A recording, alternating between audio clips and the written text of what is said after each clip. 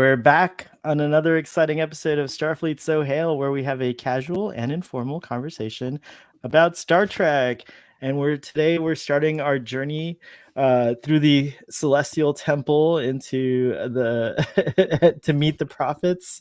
Our Deep Space Nine conversation discussion series, starting with episode 1, Emissary, and it's going to go all the way through 7 seasons. So I hope you guys will have a few years to spend with us here on Saturdays to do this. If we do it at the same pace as TAS, it might be several decades. It could be several decades. I think we're going to go a little bit faster than that. But yeah, there was a huge hiatus for TAS. It's true. Who knows? If we get behind, the Dominion wins. So we can't. Yeah. We have one more guest arriving. He's stuck in the wormhole. We don't know what's going on. But hopefully he'll come back out towing a Cardassian ship.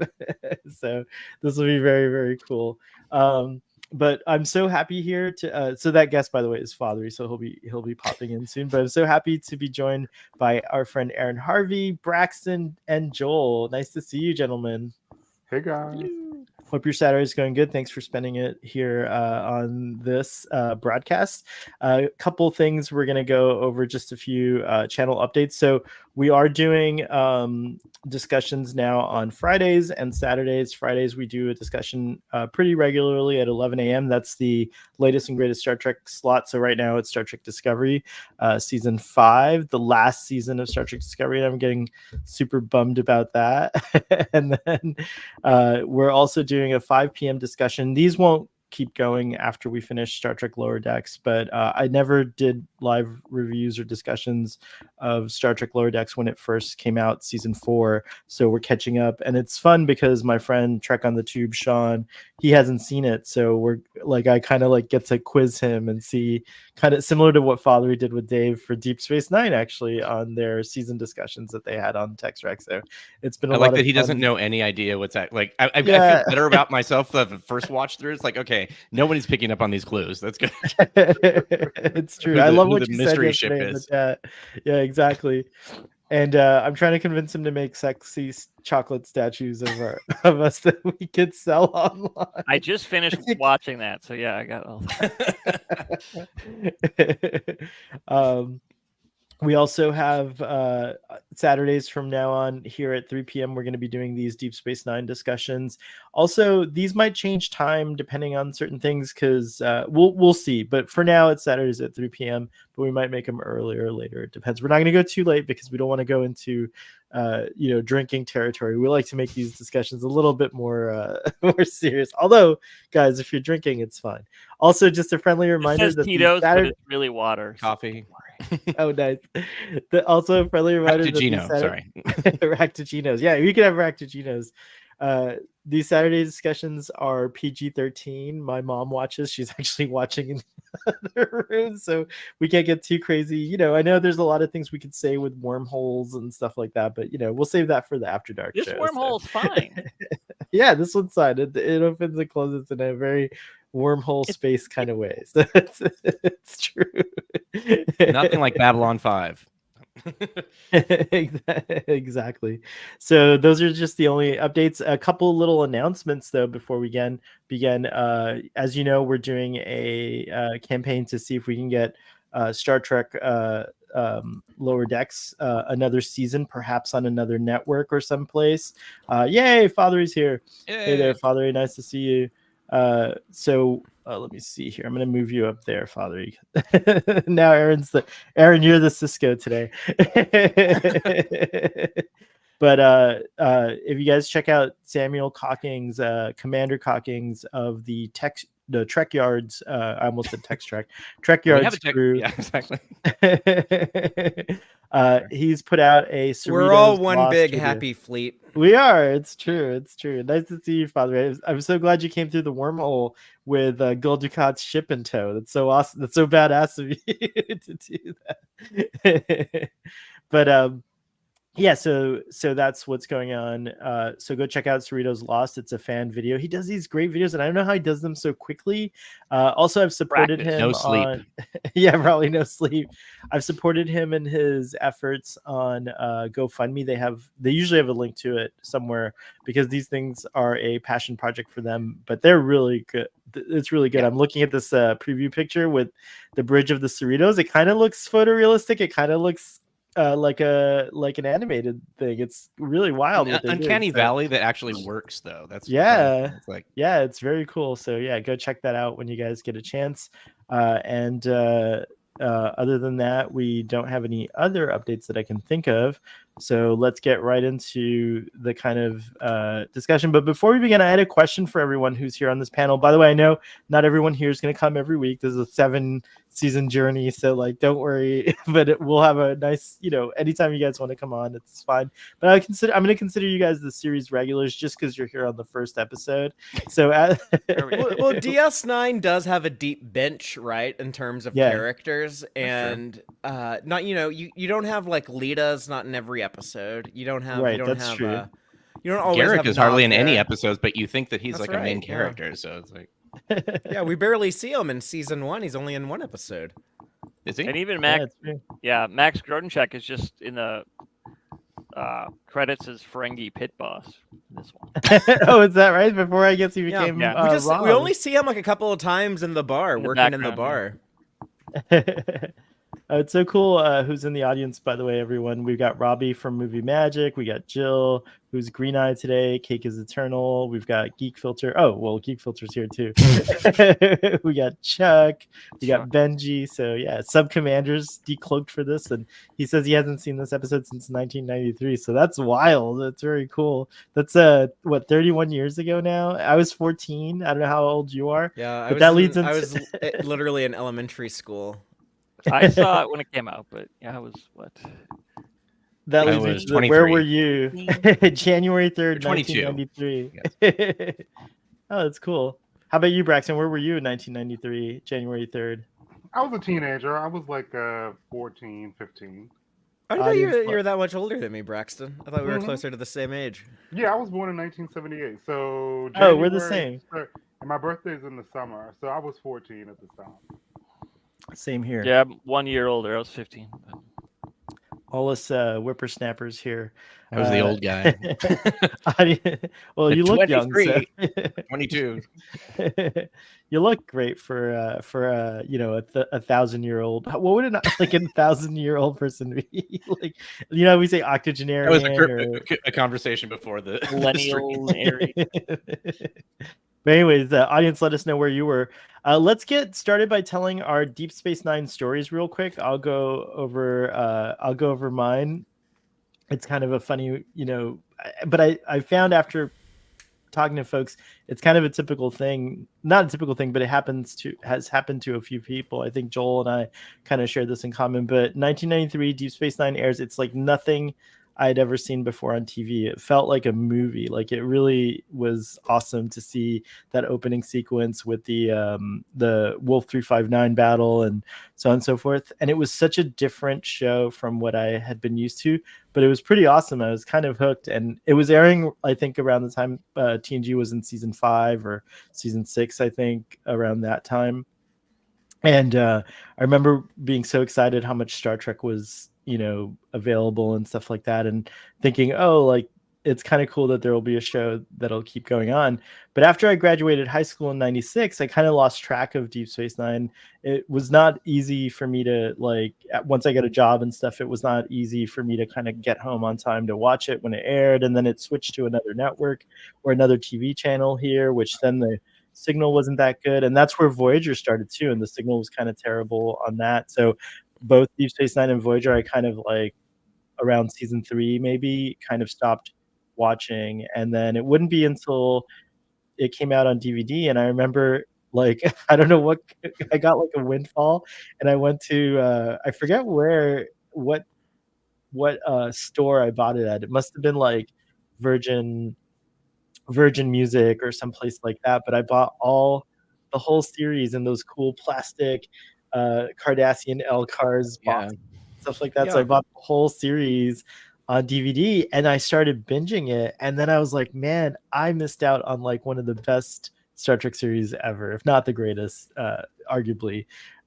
Star Trek series. It was so good, and like the journey you go on, like especially in the later seasons as it starts to pick up, and then the conclusion tying into what we're going to see here in Emissary in a way was so amazing. So I'm excited because I haven't earnestly watched Deep Space Nine since that DVD binge that I did. Like I've watched the first 3 seasons trying to do the show. Oh, I started this show called Drunk Space Nine.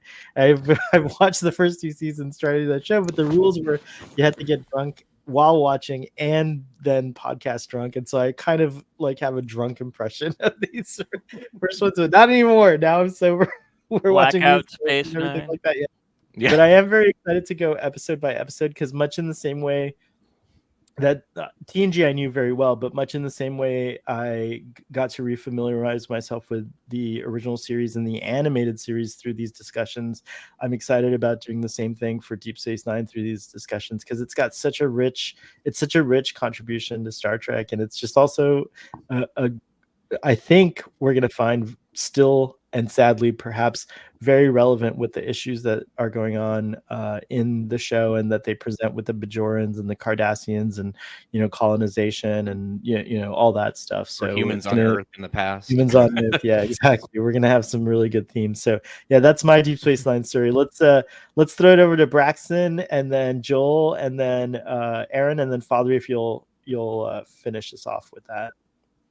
So I did watch Deep Space Nine as it was airing in the 90s, but I stopped watching it around season 4. I felt like, pardon, I felt like, after the Dominion War started, I feel like the show was just like all pain and suffering. And I don't really like to watch that now, and I didn't like to watch that as a younger person either. Deep Space. So I didn't really appreciate Deep Space Nine more until my 20s, until I started watching it on Netflix or something. I just feel like I just like binged it over like a couple of months and like really enjoyed it. But yeah, I think it's a show that has a lot of depth. Lots of good characters. I had forgot the opening of it and the tie-in to TNG, so I really liked seeing the Battle of Wolf 359 right away. Yeah, it was good. I was also very interested in the fact that the boy changed. Like it changed from some other kid to Sirach Lofton. Oh, because he's like 3 years younger, right? In that beginning. Yeah, I noticed scene, that. Yeah. Mm-hmm. Yeah, it was cool. I like that. Mm-hmm. Yeah, I thought that Very was much interesting. I didn't notice it before. Cool. Well, I'm excited Just that traded you're in for join another us. kid. Yeah, they're just like, oh, let's replace. this kid. I feel like maybe as they wrote the show, they needed to change the kid because, like, I remember he said at one point, like later, "Oh, you look just like your mother."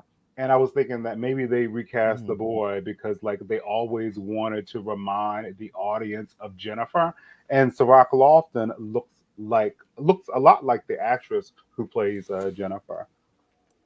He really does. They did a good job at casting that. Yeah, it's true. Joel, what's your DS9 story? Well, I was a huge Trek fan, and so yeah, watching Next Generation, and then Deep Space Nine's come out, and I watched it right away and loved it in '93. I had a shirt in high school. I don't know where that. Somewhere I own that still, but probably got a lot of holes. But then I went to college in '95, and yeah, I did not have a TV for like 3 or 4 years after that. So and then when I got one, Deep Space Nine was on some weird time, like I don't know, 10 or something, and I had to get up early for work. So I was rewatching Next Generation. It was on at like 6, so I just kept watching that. But it was really hard to catch up on those 4 years. So I didn't finish it till, I don't know. I guess I finished Deep Space Nine when I rewatched all of Trek in 2020. I went through and did everything again and finished the things. Oh, so that's pretty recent. That's cool. Yeah, so I'd watched the first 3.5 seasons. Yeah, and then there was a big I would catch random episodes, but yeah, there was a big hole, and then obviously I love it and it's great. Very cool. Aaron, being a little older, you must have a different perspective of like when it came out. When you said you were in your 20s, right? Like, yeah, I was 22. Yeah, so- Big sci-fi person, so I've always been following like the trades and stuff. So I kind of saw the behind the scenes, not battle, but like Babylon 5, Deep Space Nine, like the whole like, oh, they're very similar. It's like when you say two asteroid movies that came out at the same time, sort of a thing. So that was interesting to follow that because I think Babylon 5 came out a month later, something like that. It was all pretty close. Oh yeah, that's right. I remember. Yeah, I never watched Babylon 5 at the time. I still haven't. I was watching that. Finished it. I gotta watch it. Yeah, it's good. Yeah, I know. I saw Father's discussion series on it, by the way, on Tech Treks, where they went cool. season by season. It was very cool. I've been doing Jumpgate too, so I'm start season 5. Nice. I lived with a family. My parents moved, and I was going to junior college. So my friend's parents said, "Hey, stay with us. You're only gonna be here like a year." I was there for like 5 years. But so my parents didn't. Nobody liked science fiction in my house, but me. They were huge Star Trek fans, so we would watch. We made every Saturday was burgers and Star Trek, which was like the first time I had any kind of, sort of. Any kind of, like just a family thing that people did together. My family was not that kind of people. So it was really cool. We're watching it and like, okay, the brand new Babylon, Deep Space Nine.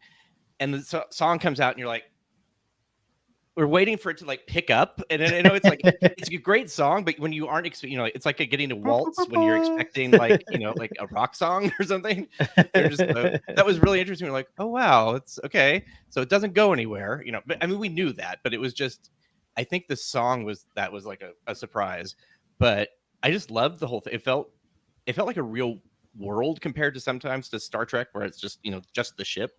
This felt like it had a larger universe around it, which I thought was really cool. So, very cool. Yeah. By the way, that reminds me, you guys have mentioned it to shout out the 7th rule, which is. Did they do all the episodes, or are they still going through? Like, how does that? They've done all of Deep Space Nine. They've done all of Deep Space Nine. They've done a episode by discussion on each episode. Oh my gosh, they did it very quickly. How were they doing that? I guess they started like 6 years ago or 5 years ago now. It's been a while, I guess. But I mean, you've done that with TNG, TOS, and no, I know. Like you're ahead of them. I'm asking, how did we do that? Yeah, it's true. One episode at a time. That's how. But it's a great show, and it's great to hear the perspective, especially because it starts out with Aaron Eisenberg, who sadly we lost. But it's great to hear he and Sirach, who will become buddies, not in this episode, but will become real close buddies on Star Trek Deep Space Nine as Nog and Jake. But then also the Delta Flyers have started doing some Deep Space Nine discussions, and I listened to their Emissary one a couple of weeks ago, maybe, and it's hilarious. And they mentioned who did they have from DS9 with them? They had Terry Farrell and Armin Shimmerman, right? Armin Shimmerman on that one, yeah. And I think Terry's been on regularly on those. They're hilarious though, because the actors are all talking about like the show from like an actor's perspective. But Aaron, they mentioned the thing about the theme song, and they call Garrett Wang called TNG like a marching band, and he was saying that like Voyager and DS9 are just majestic and beautiful. Yeah. Which I have to agree with. It is. It's true. But it's true. Voyager theme a bit better in my opinion. Like I love DS9. Yeah, that's my favorite. I think that's still my favorite. I think Voyager's theme. Weirdly though, when I randomly hum a Star Trek theme, it's Deep Space Nine. I don't know why. Just sort of like defaults into my brain. But I know Aaron Eisenberg because we both had transplants at the same place, so we kind of became buddies that way. Unrelated to Star Trek. Yeah. Wow. Yeah, that's sad. You lost your heart transplant, buddy. Well, he had a liver transplant or a kidney transplant. A liver transplant. Chuck in the audience. Hey, Chuck says, I know Ryan T. Huss, Sirach Lofton, and Melissa Longer really well from the 7th Rule. That's pretty awesome. Yeah, they're so yeah, definitely go check out those 2 podcasts as well. If you guys want to just saturate yourself in DS9 stuff, because why not? Father, your turn. What's your Deep Space Nine story? There's also the Tex Trek podcast that's covered. Oh yeah, I'm sorry. Yes, that's true. You guys did DS9 discussions also that you can go and check out. What's Tex Trek? Season and ours are not going to be like 1,000 hours worth of content. We did kind of a streamlined version where we would do like a podcast episode covering like 8 or 9 episodes at a time. Oh, wow. With Dave and I. So those are a lot of fun. Deep Space Nine's the Star Trek show I've watched the most, which is saying a lot because I've even like these Star Trek Discovery season 5 episodes we're getting. I always watch those at least 4 times, just my routine covering them on Text Trek.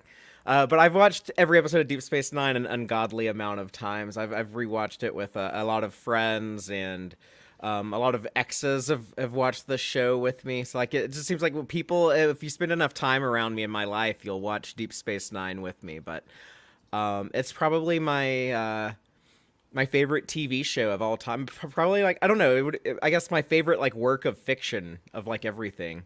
I'd like to like count like all of Star Trek, but if I have to pick one single Star Trek show, it would be Deep Space Nine. I got into it a little late. I came in season 2, episode 25, Tribunal, when O'Brien is on trial in Cardassia Prime's justice system.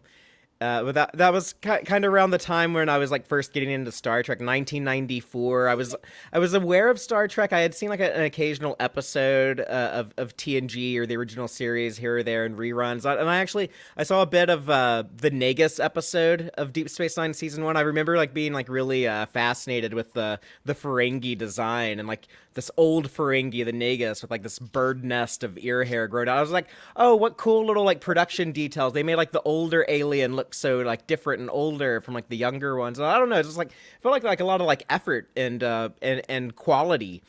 And I was like kind of a Star Wars kid, believe it or not. I was really into the other Star franchise, but I was like, oh, Star Trek seems so cool. And Deep Space Nine was, I guess, a big part of my gateway into Star Trek, because it was the first show that I followed live was Deep Space Nine, and then Voyager when it got started in January of 95.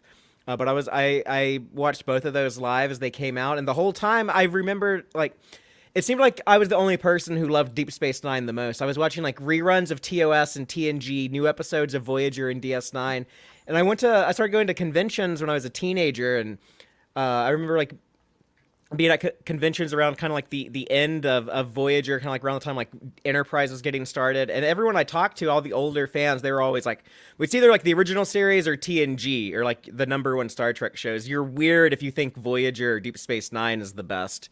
And then now it seems like a lot of people just agree, like, oh yeah, Deep Space Nine was a great television series. It was fantastic. And I was like, wow, I never would have thought that. I never would have expected that. But I'm happy that all of y'all caught up to where I was in the 90s as a dumb little kid watching the show by myself.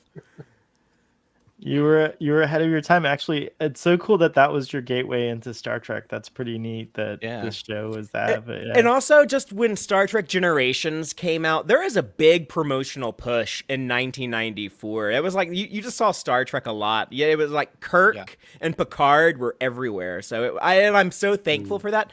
Ironically, Star Trek Generations probably my definitely my least favorite Star Trek movie. I put In the Darkness and Star Trek 5 over it.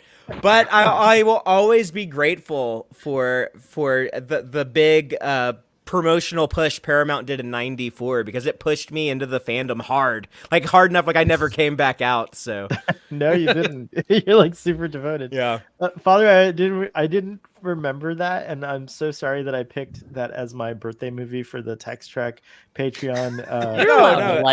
You're allowed. Yeah, like it's my least favorite Star Trek, but I still like enjoy watching it. There's just 12 other movies I enjoy watching more than it. I always joke like it's like bad pizza. It's still pizza. It's pizza. I guess that's true. Yeah, it's true. I mean, if I'm hungry, I'm still gonna want to eat it. You know. Yeah. Father, do you feel up to doing a quick episode summary so that I don't do one like for 30 minutes? Yeah, we're 25 minutes into the show, so already. Yeah, it's true. Let's warp speed this stuff, but 20 words or less. Can't do that, but our episode opens with the Battle of Wolf 359. We see the tragic story of Benjamin Sisko losing his wife, Jennifer. And then we cut to a few years later. He's getting a new assignment. if you've been watching TNG, you might know there's been some border realignments with the Cardassians and the Federation, and this planet once under occupation of the Cardassians, Bajor, is now given its independence, and the Federation take over this old Cardassian station, Terok Nor. It's now designated as a Federation star base, Deep Space Nine, and they are there to help oversee the transition of the Bajorans from their provisional government to their new whatever kind of independent operation they're trying to set up, and eventually lead to Federation membership. Sisko is kind of pissed off that he's given this new job by Captain Picard, a hero to us, but a villain to him. He remembers this guy as the Borg Locutus, blowing up his wife. So, that's kind of awkward. But Sisko is joined by his old buddy Dax, who used to be Curzon Dax, but now Jadzia. Old man. He's got like this cool science officer. He's trying to set up a bit of community on the station. People want to flee, so he gets like the Ferengi Quark. He does an old tactic of the plea bargaining with his arrested son or nephew Nog. Gets him to stay.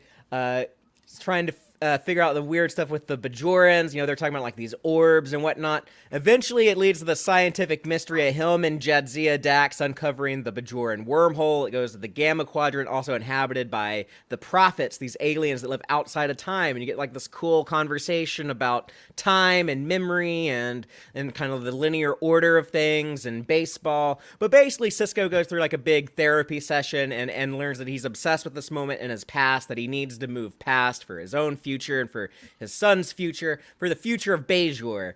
And he does that. Meanwhile, we also have like our other really cool pivotal character we get a big introduction to in this episode, Kira Nerys, the freedom fighter from Bajor, who's now got to be part of the system, part of the authority, part of the state. So that's a big transition for her, and she's got to now, this person who fought to get like the aliens off her planet, now she is taking orders from this alien, this human Sisko and stuff. But she's able to teamwork with Odo and O'Brien and the rest of the Dr. Bashir and the rest of the new characters that we're introduced to in this episode, and they move the station to the mouth of the wormhole, have a cool standoff with the Cardassians, and then Sisko and Dax have like this cool victory at the end, towing a Gul Dukat's ship. So and then we're set up to have this cool station with all this hustle and bustle going in and out of the wormhole, and interesting political intrigue, with stuff going on Bajor and stuff going on Cardassia, and who knows what will happen next. So that's the setup for the show. Dang, so good. It's perfect. I feel like even if you're not here, if you could just like take 2 minutes to record like episode summaries, I'll just play those. That was 3 minutes. I felt like that was pretty good. It's supposed to be 20. It was really good. You got a kudos from Chuck in the audience, so it's pretty cool. To be fair, this is probably the episode of Star Trek I've watched the most because I couldn't see it as a kid. I came in at the end of season 2. I bought this on VHS. And so I just watched it a lot. It wasn't like a taped episode. It's like a bought VHS. It was like good picture quality. What did it cost? Like $60 at the time to get like. It was probably like per episode. Yeah, it was probably like $24.99 or something like that. Okay, that's not so bad. But in the 90s, that was a lot of money. That was a lot of money. It's true. That's true. Well, let's get right into our discussion and kind of. We've all kind of shared our opening thoughts in a way with our Deep Space Nine stories, but feel free to continue sharing your thoughts about it as we go into the discussion. But I thought it was so cool that it began with this like opening crawl where it says Jean-Luc Picard of the Federation Starship Enterprise was kidnapped for 6 days by an invading force known as the Borg. Surgically altered, he was forced to lead an assault on Starfleet at Wolf 359. So it's interesting. This starts at that two-parter best of both worlds, and we immediately kick in by seeing a different perspective of that. And this was like, as we talked about it, but the battle was like really insane. And we get to meet our XO Sisko, and JG Hertzler plays the Vulcan captain of the ship and everything like that. And what'd you all think when you guys saw this like for the first time, and does it hold up on rewatch? You can go first if you want to, Braxton. I thought the opening scene was so powerful. you know, like he's like cool and calm on the bridge. She's like, oh, you know, like reverse course, you know, when like the shields are going down. And then, you know, they're like jostled, you know, by you know, all the damage. And then like, you know, he goes and you know, he sees Jake like unconscious. Thank goodness he's still living. And then he sees like Jennifer and they're like, he's like, help me, Jennifer. And then like, you know, they can't move the debris and they're like, oh, we gotta go. It was super deep. Yeah, this was a really good start to the show. Really, really impactful. Real quick aside on the on the Delta Flyers, they were commenting at how beautiful Jennifer looks. Like her makeup's perfect. Like she has no like she is woo- like yeah, it's maybe like- just because she's like a childhood crush of mine, but like Jennifer Sisko is one of the most like gorgeous women I've ever she seen really in my is, it's life. true. Even dead. Father, what about you? You know, I think this is so powerful that J.J. Abrams had to copy this for Copy Star it. Trek 09. I So mean, that's true. basically how the That's Kelvin really true. timeline opens up, right? But I think that's a great sequence in that movie, and is probably like the most emotionally powerful moment in that trilogy of films to this day. So Yeah, I agree totally. What about you, Aaron? I really thought it was. It felt like a really I'm trying to say it, like a roller coaster ride getting into the series, and I really loved the visual effects of at the end when they take off in the pod and there's that like super fast jolt and just that him, but the fact that you can tell that his mind is not there, even though his body's kind of like following what's happening. You can see that he's with Jennifer. Totally, he lives there. traumatized. it was Yeah. a great alchemy of acting and special effects, really blended Thank you. together That's- seamlessly. Yeah. Yeah, that jolt was great. Also, it's the whole time the ship is shaking and you hear it falling apart and everything, and then Yeah. just the contrast of like how now everything's smooth and stable because they left the ship, Quiet. and it was kind of a crazy cool thing. Yeah. Joel, Well, I like the scene good. I mean, it was good, but it really, yeah, I you can't like talk the now. kid too. But I'm glad it's not just me. as it goes, yeah, you catching. But as the episode goes on, you find out it's not just this scene. It's just the thing where Cisco has been living non-linearly since it happened. So, Yeah.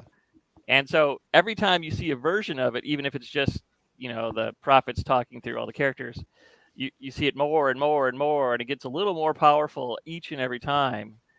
And I think it was really impressively pulled off.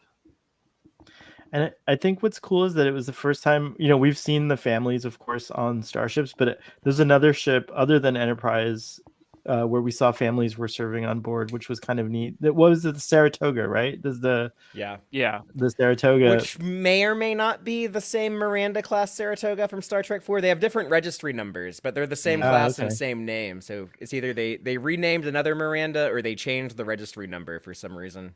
Gotcha. There's a Just precedent so for many both. Actually, this actually feels like a family. Like a lot of times you'll see Starfleet families, and there's just something vaguely artificial about it, or like they've been glued together. This feels like people that you would know, that like your friends and their children, and I don't know, it felt more natural.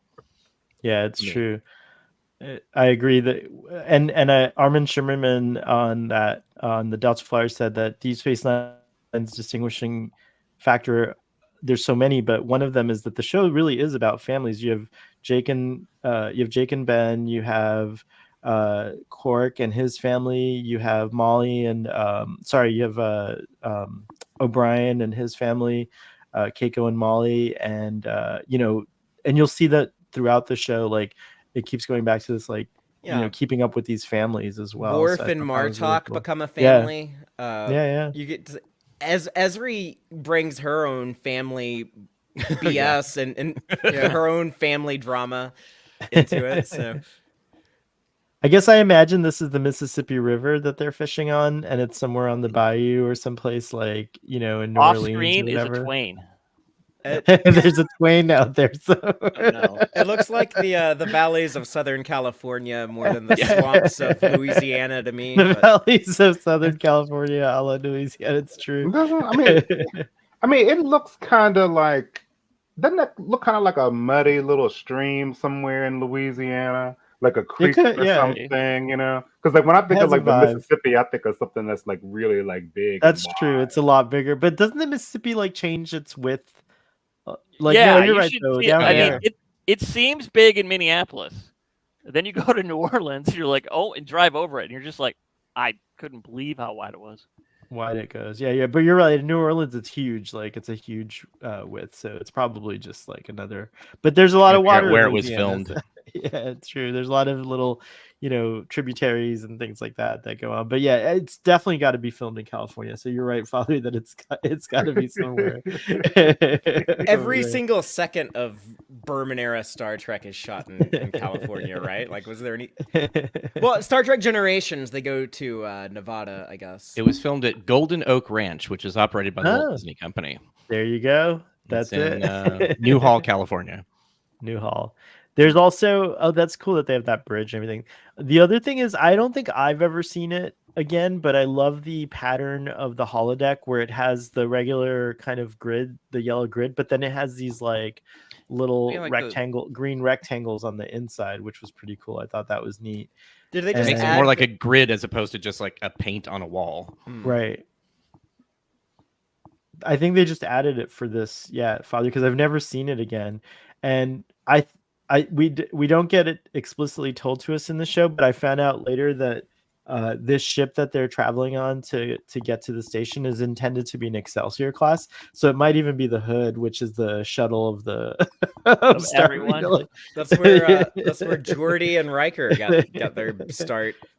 So yeah, that was kind of a cool thing to find out. But then what did you guys think of like the introduction with kind of like seeing 3 years later, fast forwarding to Jake and Benjamin coming aboard the station? Like, how did that, after the kind of startling opening?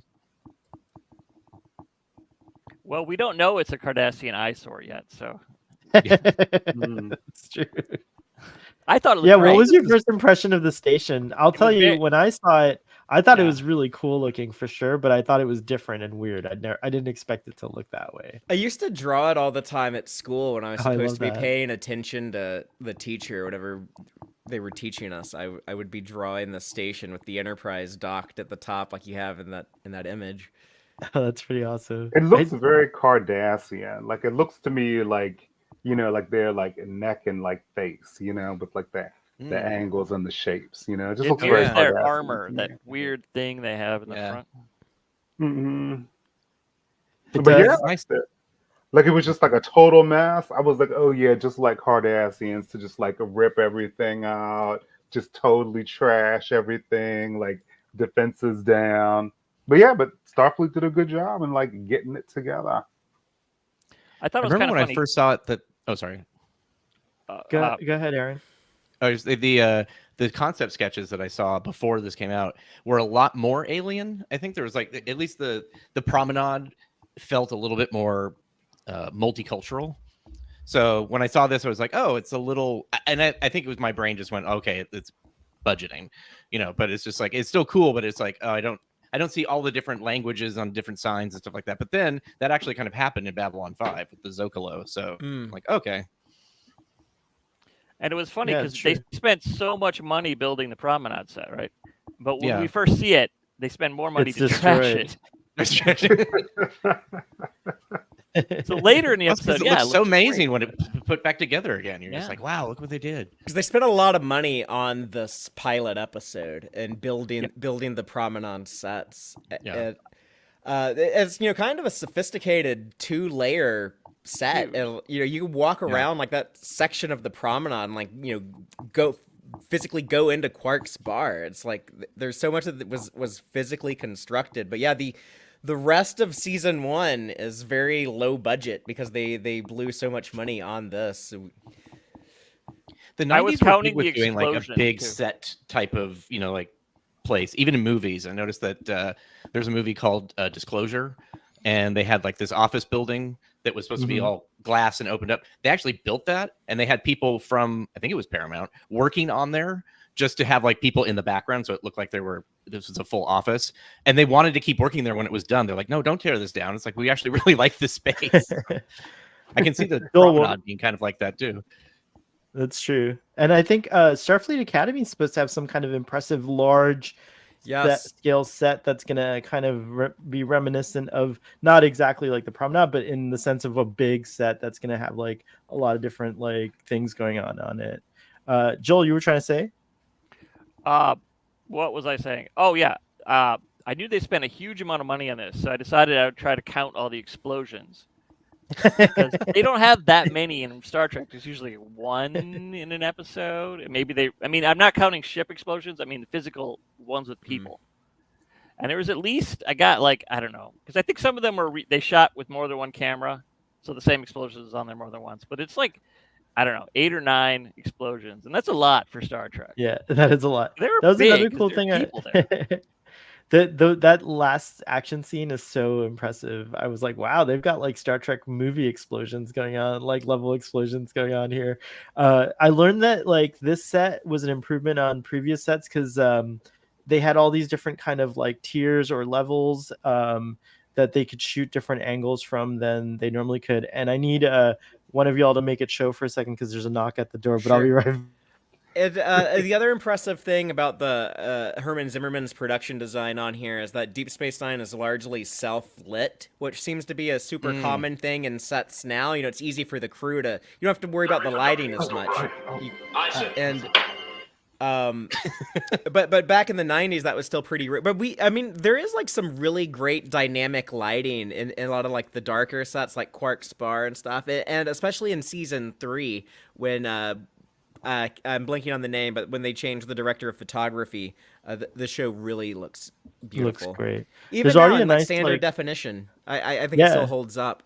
I agree, and there's like a nice softness to it. Like the light is like kind of soft, and like it just looks really. It looked really different, like from what we were used to. You with knew this was TNG. not TNG. If you Yeah. flipped on the Yeah. TV and you saw Deep Space Nine, you knew which of the two Star Trek shows you were watching immediately, which is what they were. Yet going it also for. still looked very Star Trek, which is Right. a You cool you know I'm accomplishment, yeah. watching Star Trek, but not that one. It's the other one.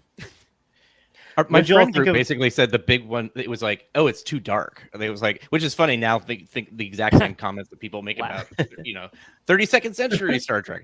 But yeah, that's what's like. I'm like, it's not dark. It's moody. There's a difference between like, it's well lit. It's just not lit like you said, like a spaceship with all the fluorescent lights on. Jill says I have way too many favorite moments in this episode to pick one. That's funny. And then earlier, Sleep Stories ASMR was saying, "Gorgeous set. You really feel like you're there." It's true. In fact, Fathery, that's his dream, is to somehow one day step onto the promenade set and like live. If That's Doctor where he Who feels was like he grew real, up. yeah. If like Doctor Who was real and like the Doctor showed up with the TARDIS and was like, "Okay, Father, you can go anywhere in time and space," I'd say, "Okay, take me back to when the Deep Space Nine promenade set was still standing." So like, I just want to walk around on Deep Space Nine. Here we get this Yeah, monk kind of. I could have taken you to the actual Deep Space Nine, but whatever. It's true. It's true. But we have this monk, and he kind of like we get the tease right off the bat that something bigger is going on, like, and bringing in kind of the spiritual aspects of the Bajoran culture and everything like that. And I like this scene a lot because I like Sisko's kind of like reaction here, like like maybe another time. And then of course later he'll come back and be like, it is time. Then we get like the I love this scene because it's like such a thing that I could relate to when I was 14, which is like your parents are telling you, oh, you got to rough it for whatever reason with something you're not used to, and then you're just kind of like, oh man, this sucks. Is that a replicator? Like, what? I have to sleep on the floor?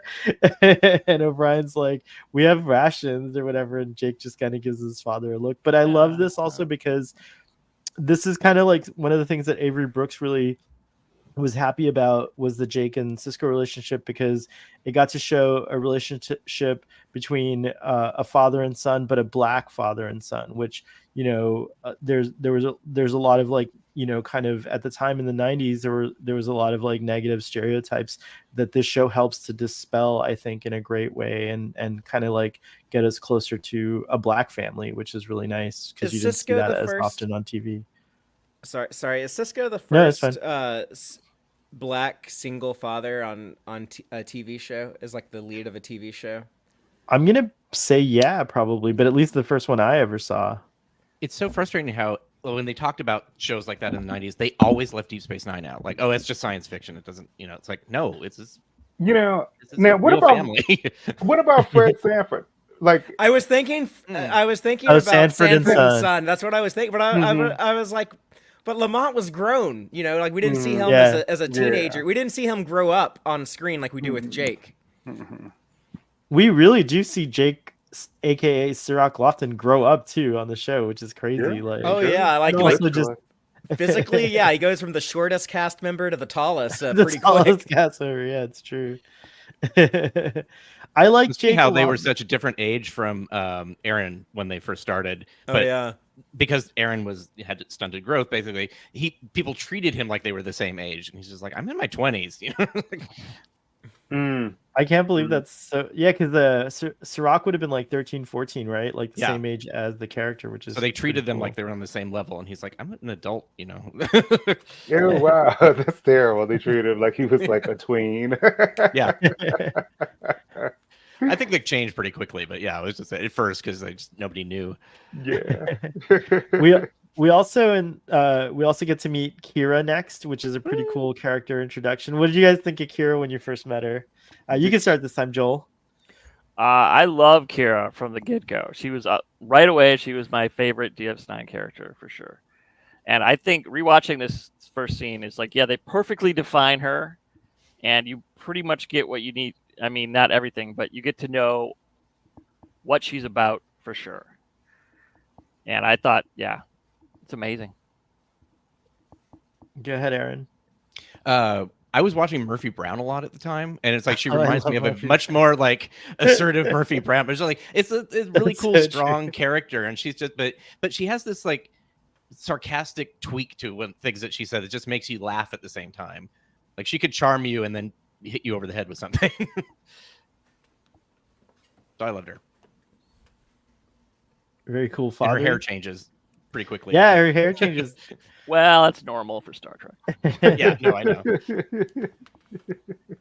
She was always a character that I appreciated, but I really appreciate a lot now. Like today, I would say she's one of my favorite Star Trek characters of all time. Definitely in my top 10, possibly in my top 5.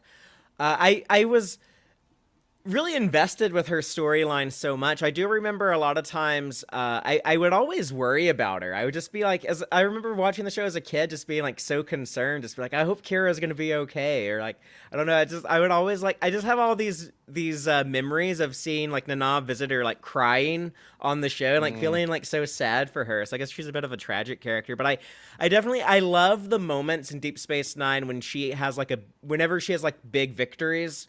Yeah, Aaron, about like her like line delivery, Nana's line delivery. Like, yeah, I can think of like a lot of memorable moments where, there's like these really great Kira Nerys lines, and she seems like a really cool badass character quite often. So, definitely someone that I think a pretty unique Star Trek character also if you compare to anyone from any of the other shows. So they literally like often describe her as a terrorist. So it's and as people have pointed out, Nana Visitors points out, like, oh yeah, we probably would have done that, in the post 9/11 world. So kind of a unique thing that might not ever happen again in the franchise. Yeah. But and it's interesting, looking at her in this first episode where, I think her hair is not as good as the look that they later adopt. Also, It's like got the a makeup Lois Lane prosthetics. vibe to it. Oh, I don't know yeah. why. It does. Yeah, Terry Hatcher and Lois and Clark rocked that look. Looked better on her, I think, but Nana gets that in order pretty soon, and they changed the makeup prosthetics. It looks like the early TNG Bajorans with like little ridges above the eyebrows that they eventually dropped. So. I like Sleepy her. Stories. Okay, There's your wormhole or whatever. later on. Right, I remember that. Perfect line example of what I was talking about right there. Yeah.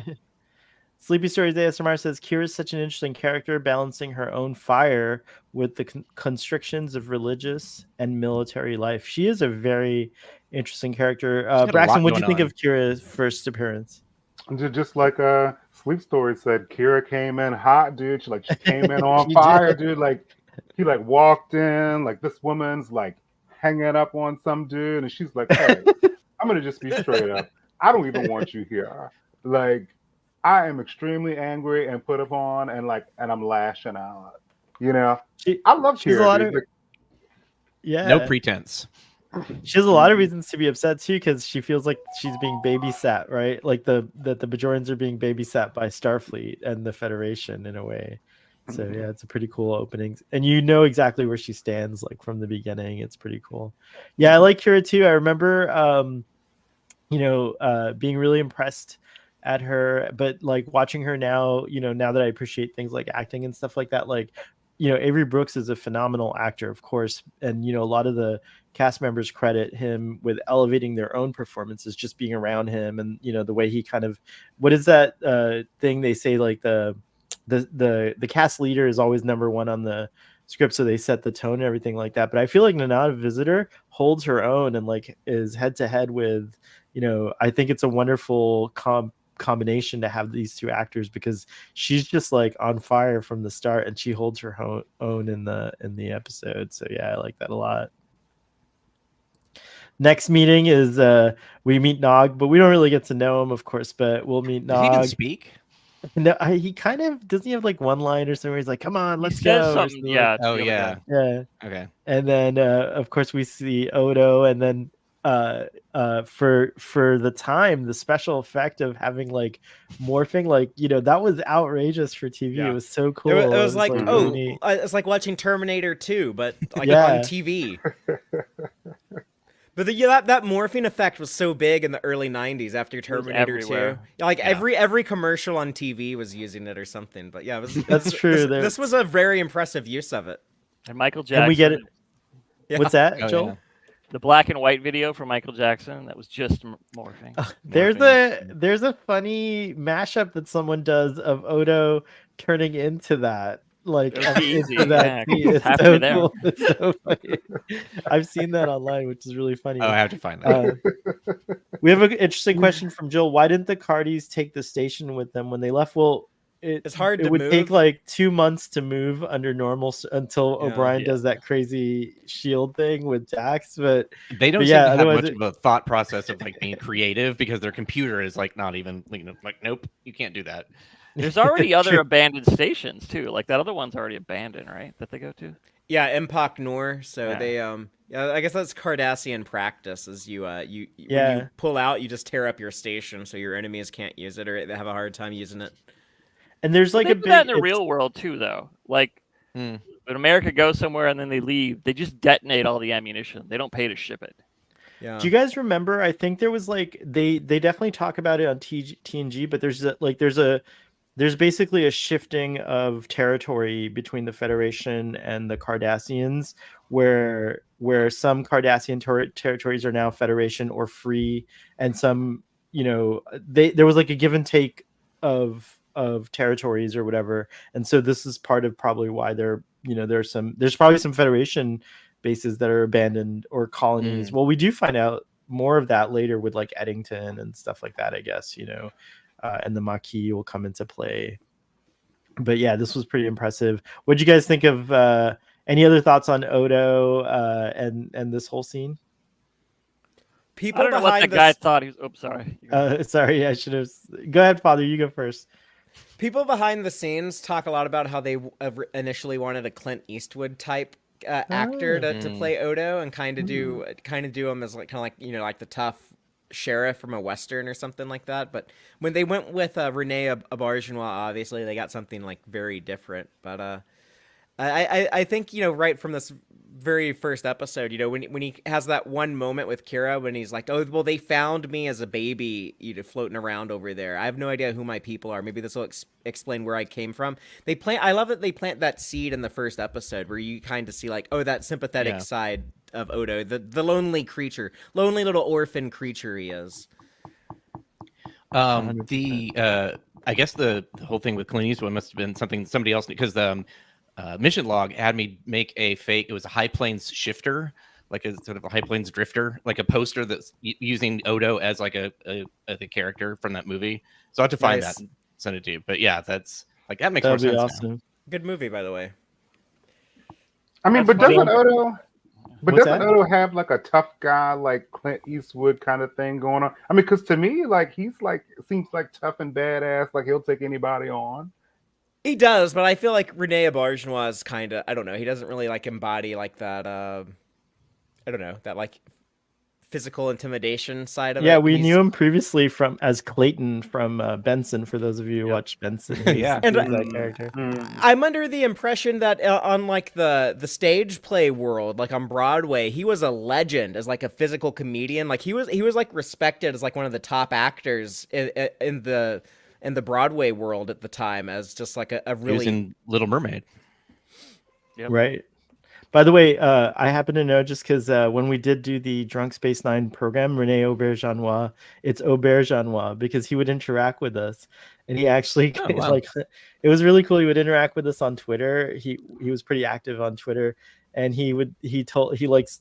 I wish I had all these tweets. I might have screenshotted some of them, but he heard our show and he would say it's like this, and he spelled it out like it. So it's Aubergenois. So it's Aubergenois.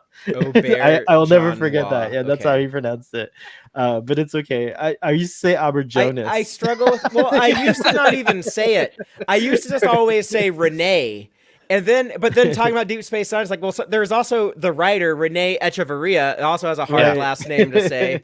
So it's like, I can't just say Renee. I have to say the last name, but they both have a really hard last name. He's just He- Odo. Yeah, Plain, yeah, simple Odo. Wait.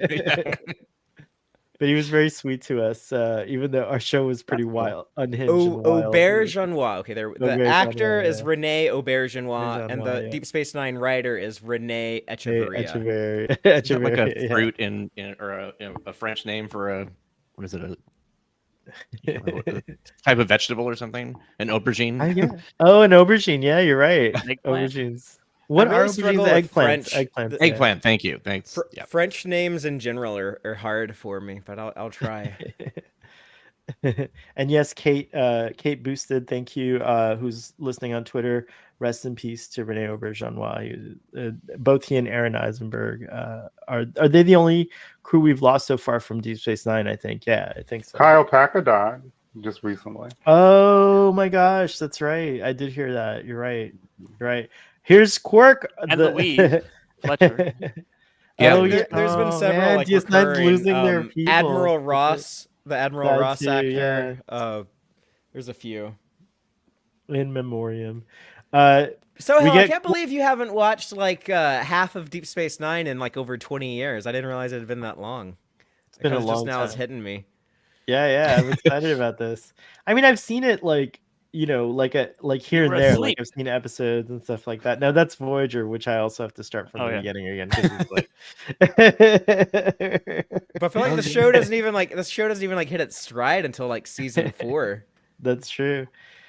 Jill says Quark was Quark from the first sentence. I agree. Like pretty yeah. much Quark. Yeah, he's a star from the beginning. What'd y'all think of Quark coming on and this character? And kind of one thing I'll say is that I really was like surprised. I was like, oh, Ferengi they're not hunched over and talking like that, like those the ones on, even Damon Bach, who's a little bit better later on TNG, is like still very like, crude and stuff like that. Quark was like really sophisticated in a way. He was a very different Ferengi and presented in a different way. But why did you kick it off this time, Joel? What were your thoughts on Quark? Well, I mean, I kind of like the Ferengi in Next Generation, but yeah, this certainly is better, and certainly the redemption of the Ferengi starts here. And Quark is amazing, and yeah, he starts off like he is. He's a pest to Kira at the end there, and he tries to connive, and then though he seems to be really losing a lot of money to those Cardassians. Their giant bag of latinum. That's Odo. That's coming later on. Yeah, it's true. Was he just going to really cheat them a little later, and that's why he's so mad? I think he wanted them to. I think he wanted Get a them bunch to win. and then, Yeah. Well, yeah, he wouldn't want to be angry. Yeah. Well, I think that was a setup. He was in on that one. I don't know. It might not have. I thought of that, but I don't think he would. No, I don't. Oh, I he don't think didn't he know? knew. Yeah, I don't think he knew that was Odo. I think he Maybe- was just. Gotcha. He just wanted the Cardassians to be like happy and. Yeah, maybe season Maybe stick 7 around. Quark would go along, but not season. Yeah. That's cool. We get cattails from Aaron and also cattails from Braxton. It's really funny. Aaron, your first impressions of Quark? I don't think at the time I really had much impression of him. I don't know why, but You're thinking of that scene. I do remember at the end though, it's like, oh, they had the kernel of him really liking Kira and having that sort of like hots for her, basically. And that's been carried through the entire series. So I thought that was interesting that DNA was there from the beginning. But I think I was annoyed by Ferengi back. I was like young, but it was just sort of like, eh. I'm not sure. We just did it wasn't until like he started interacting with Nog and there was like more of that sort of story where it's like, oh, trying to integrate more into Starfleet, that it was like, oh, okay, that's kind of interesting. But yeah, it was cool that he broke the stereotype of like this like conniving little, troll like creature, that we had of he had before. dimensionality. Yes. Right, exactly. A bit more. All of these fleshed characters out. did from the beginning, which was nice. Yeah, such great great writing. Michael Piller, who's like basically this is kind of like he really kind of established a great show, but character writer. This is the Yeah. first Star Trek show that he was involved in on a foundational level. So it's it's wow. no surprise like the characters are like really defined. Everyone kind of has like a dimensionality to them early, except for two of them. I don't think. It took a few seasons. I frequently say everyone in the regular cast of Deep Space Nine is a strong enough actor and a strong enough character. They could be the lead of their own show, with the caveat that it takes Sirach Lofton as Jake Sisko and it takes Alexander Siddig as Dr. Bashir a few seasons to get to that point. But they get there eventually. It feels like the Doctor is the least developed and kind of more stereotyped than anything. Mm-hmm. Jill says Nog and Rom were not good early on, but they really made up for those characters later. Yeah. Took the writers a little bit to figure out what to do with them, I think. They wrote them better children than Wesley, though. That was helpful. Yes. I love this scene with Jean-Luc, and it was so controversial at the time. It was such a hot scene. Like, oh my God, like, Commander Sisko and Jean-Luc are not getting along. What is this? Like, they're both Starfleet officers, but now in the post-Picard kind of like in my post-Picard kind of world, this is extraordinary. That I think this kind of kicks off like these like interesting themes that make Jean-Luc an even better character, I think. And we see this for the first time here, where the actions of Locutus, how they affected regular people who lost, loved ones or, colleagues or whatever. And like to meet someone, and we see Jean-Luc totally like thrown off guard by it a little bit. Like for a moment, he's just like, oh, he's like, we met in battle at Wolf 359. And you could immediately see like Jean-Luc kind of like he gets pale and stuff like that. So yeah, this was a really powerful scene at for the time. Braxton, what'd you think of this scene?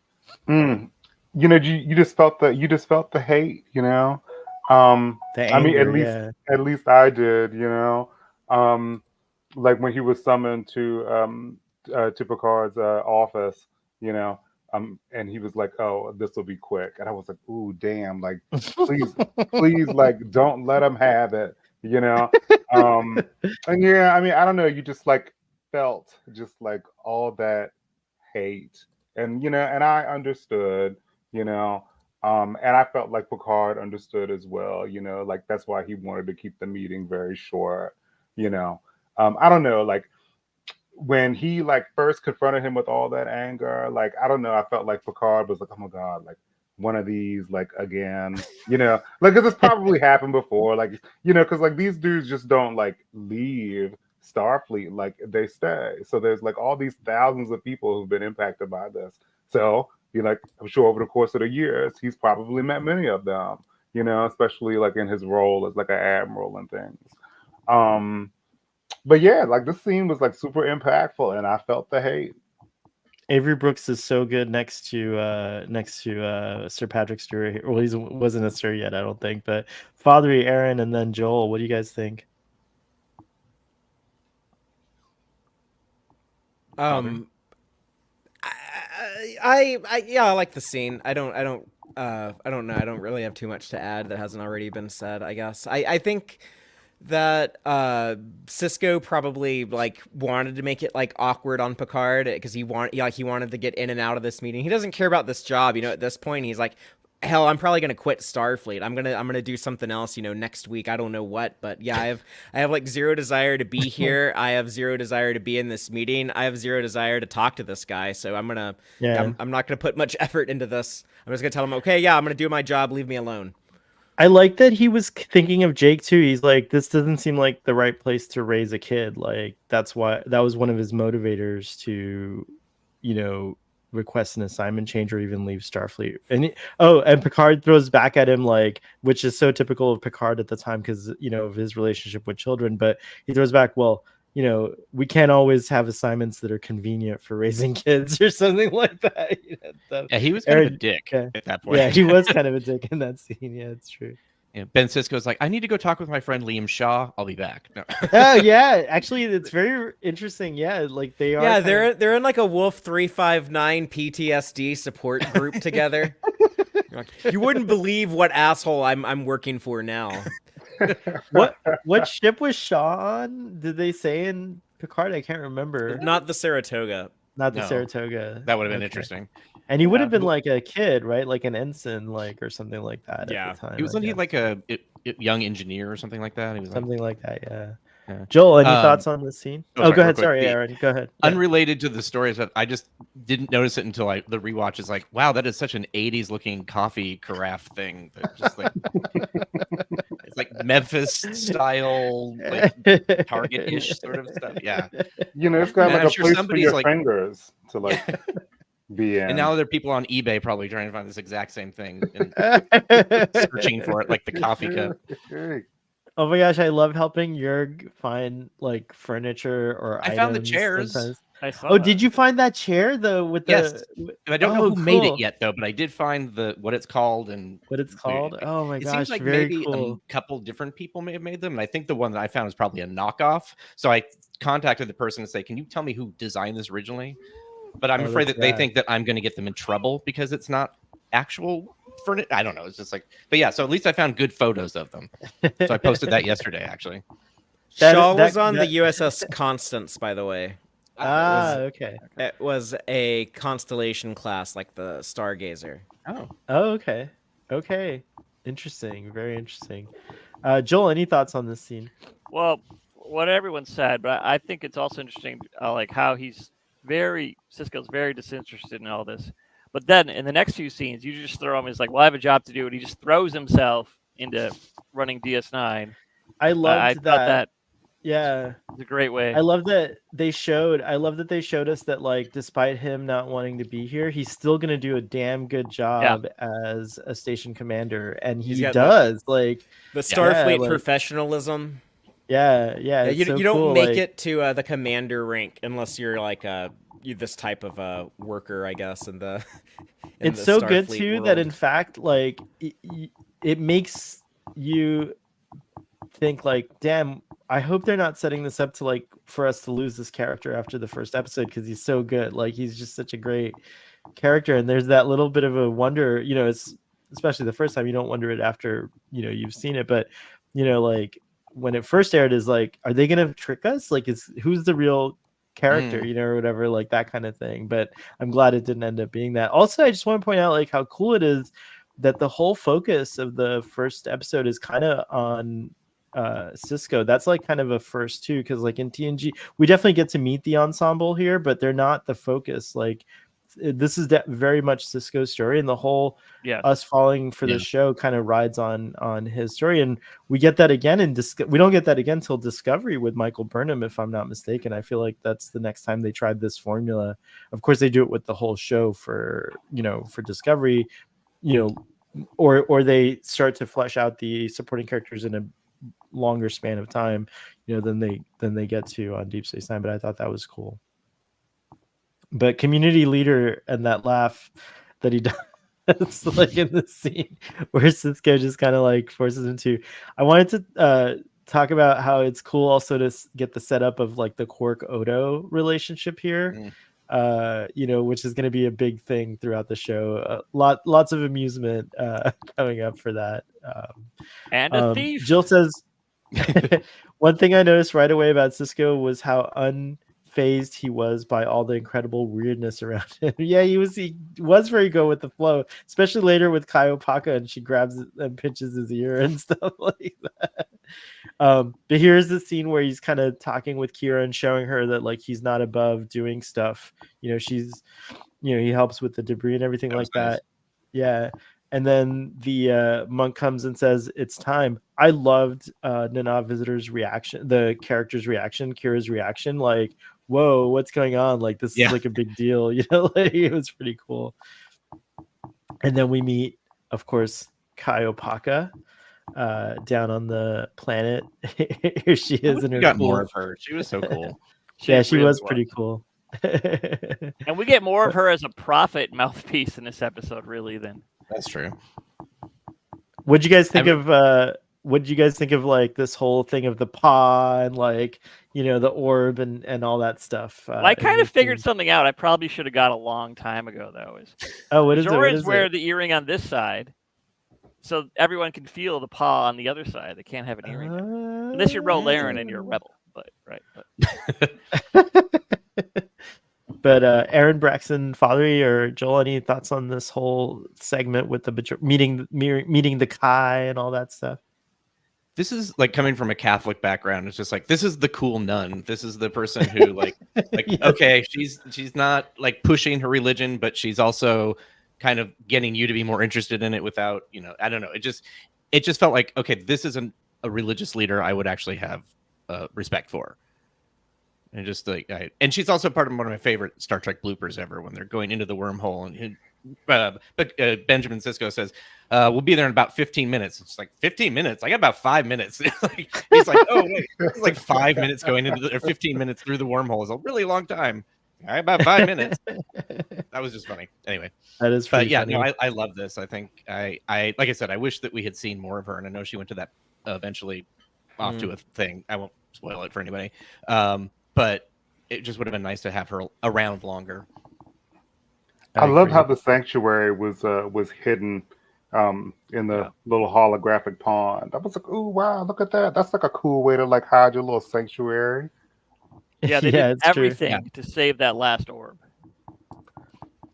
They hit it. Yeah. What did you guys think of like the orb itself, and then like I guess like what later we find out more about? There's 9 orbs total, right? Like, and the Cardassians have 8, or what was it? Wait, I think that's I don't remember if they find more later that are addition to that number. I can't remember. It feels like they end up finding more just because for They plot. might be more. Yeah, the total number I don't remember at the end. But... Oh, thanks, Chuck, for hanging No, out. it is 9. Family. There's 9. Oh, it is 9. Okay. Okay. Do they get names later on? Is that something I'm remembering wrong? Like, there's the orb of this and the orb of that. Some do. I don't know. If they, all they never name all 9 of them. I don't believe. Why it's Deep This Space seems Nine. to be like this is like the time and space orb, I guess. There's right? there's the orb of time and the orb of the emissary, or the two that they make like the most big deal out of. But there's a few others. This is the tier of the prophet, right? Oh, right. They call it the tier of the prophet. I wrote that one down because we'll have to keep track. We'll have to keep track as we go along. Know your orbs. We get, I think, the first beach scene in Star Trek ever, and we get to see what 23rd century swim fashion is like, and it's very interesting. The men all have like onesies and jumpers and stuff like that. They're not just wearing shorts or whatever, but the female bathing suits kind of look the same as they always have, as today's. But yeah, I thought this was interesting, and we get to see Jennifer and him, meet. And I love that Cisco kind of is like figuring out what's going on, and then he immediately just it's so real to him that he immediately goes right into the memory, even though he's aware that it's not like really happening. Right. He just like kind of like goes into it and is reliving the experience. But through this like cool, clever, interesting, weird scene, we're also being introduced to him and Jennifer and like how they first met, which is pretty neat. That was shot in Malibu. Who's tapping, by the way? Oh, is weird. It a raven? It's a raven. Set quote the raven, nevermore. It might have been my cat doing something. I apologize if that was me. Father was young you, really excited to see all these bathing suits and stuff. Dude, Jennifer's got a mean figure, dude. Young me, She like does. adult me, I always look forward to getting to this part of the episode. That's like one of my that's always like one of the highlights for me. Oh no, we lost Aaron. But he'll be back. I think in he's the trying to wormhole. fix the noise we were getting. Is my suspicion. So Cat is Oh, a okay. typewriter. I think we're Gotcha, getting gotcha, that gotcha. repaired. That's fine. It sounds like it's okay. We can deal with it. It sounds like a syncopation, and it keeps you on track on a certain pace or whatever. And I But agree yeah, with anyway. you about Sirach Lofton looks like his mom. I don't know, Braxton, and not to put you on the spot, but I'd be curious to get your opinion. Just like I feel like Hollywood often like does not know how to cast black people. Like they'll have like an actor who's like really dark, and then they'll show like here's a flashback to him as a kid, and it's like someone like super like light skinned or something. I feel like Hollywood like really struggles with like casting black actors a lot, but I think they did a good job here with with Sirach and with Jennifer. Oh yeah, they look very similar. They have very similar complexion, very similar facial features. Ben Sisko has the moves. He's very good at. Well, he's confident. He knows that she's gonna marry him. So yeah, hell yeah, he's confident. Yeah, Yeah, it's true. he's literally yeah, seen the it's true. future. He knows where this goes. So He does know where it goes. it's true. tragic to watch now when he's ripped away from that. He's like, this is like one of like the best moments of his life, and then he's pulled back to his tragic space in the present where he can't get over her death. That's true. That's true. I love that scene where he like kind of like has to hold his head and Avery Brooks is such an interesting actor. Yeah. Like someone was comparing him to like a jazz performer. Like he kind of has these moves and like the way he like kind of uses his voice. It's like very like sometimes it sounds like he's just doing it on the fly, even though it's probably he's very well trained, and I mean he is definitely well trained, and he's doing these things on purpose. But it feels impromptu, which is also impressive considering how Star Trek hates, at least at the time, any Improv. kind of ad lib or improv. Oh, yeah. So he's doing it within the. I'm sure he's doing it within the boundaries of all that and stuff like that. Like, if you look at somebody the wrong way, they would have you reshoot it. It's like, oh no, it looks like you're having too much of a connection with so and so. And like, okay.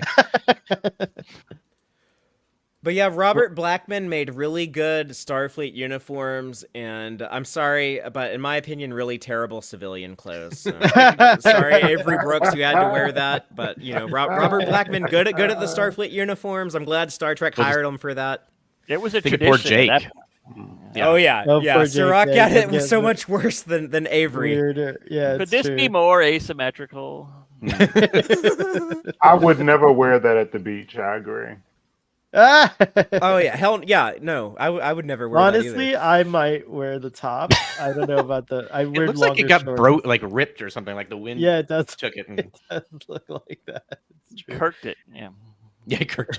That's a very Roddenberry idea, though. Like, yeah, in the future, like the men will be so manly, they'll just like have like these shirts that kind of show off their chest and just kind of like just flap around Like in Riker. the wind like that, you know? Yeah, Yeah. He picked it up at Angel One. You know. yeah. It's very Angel One.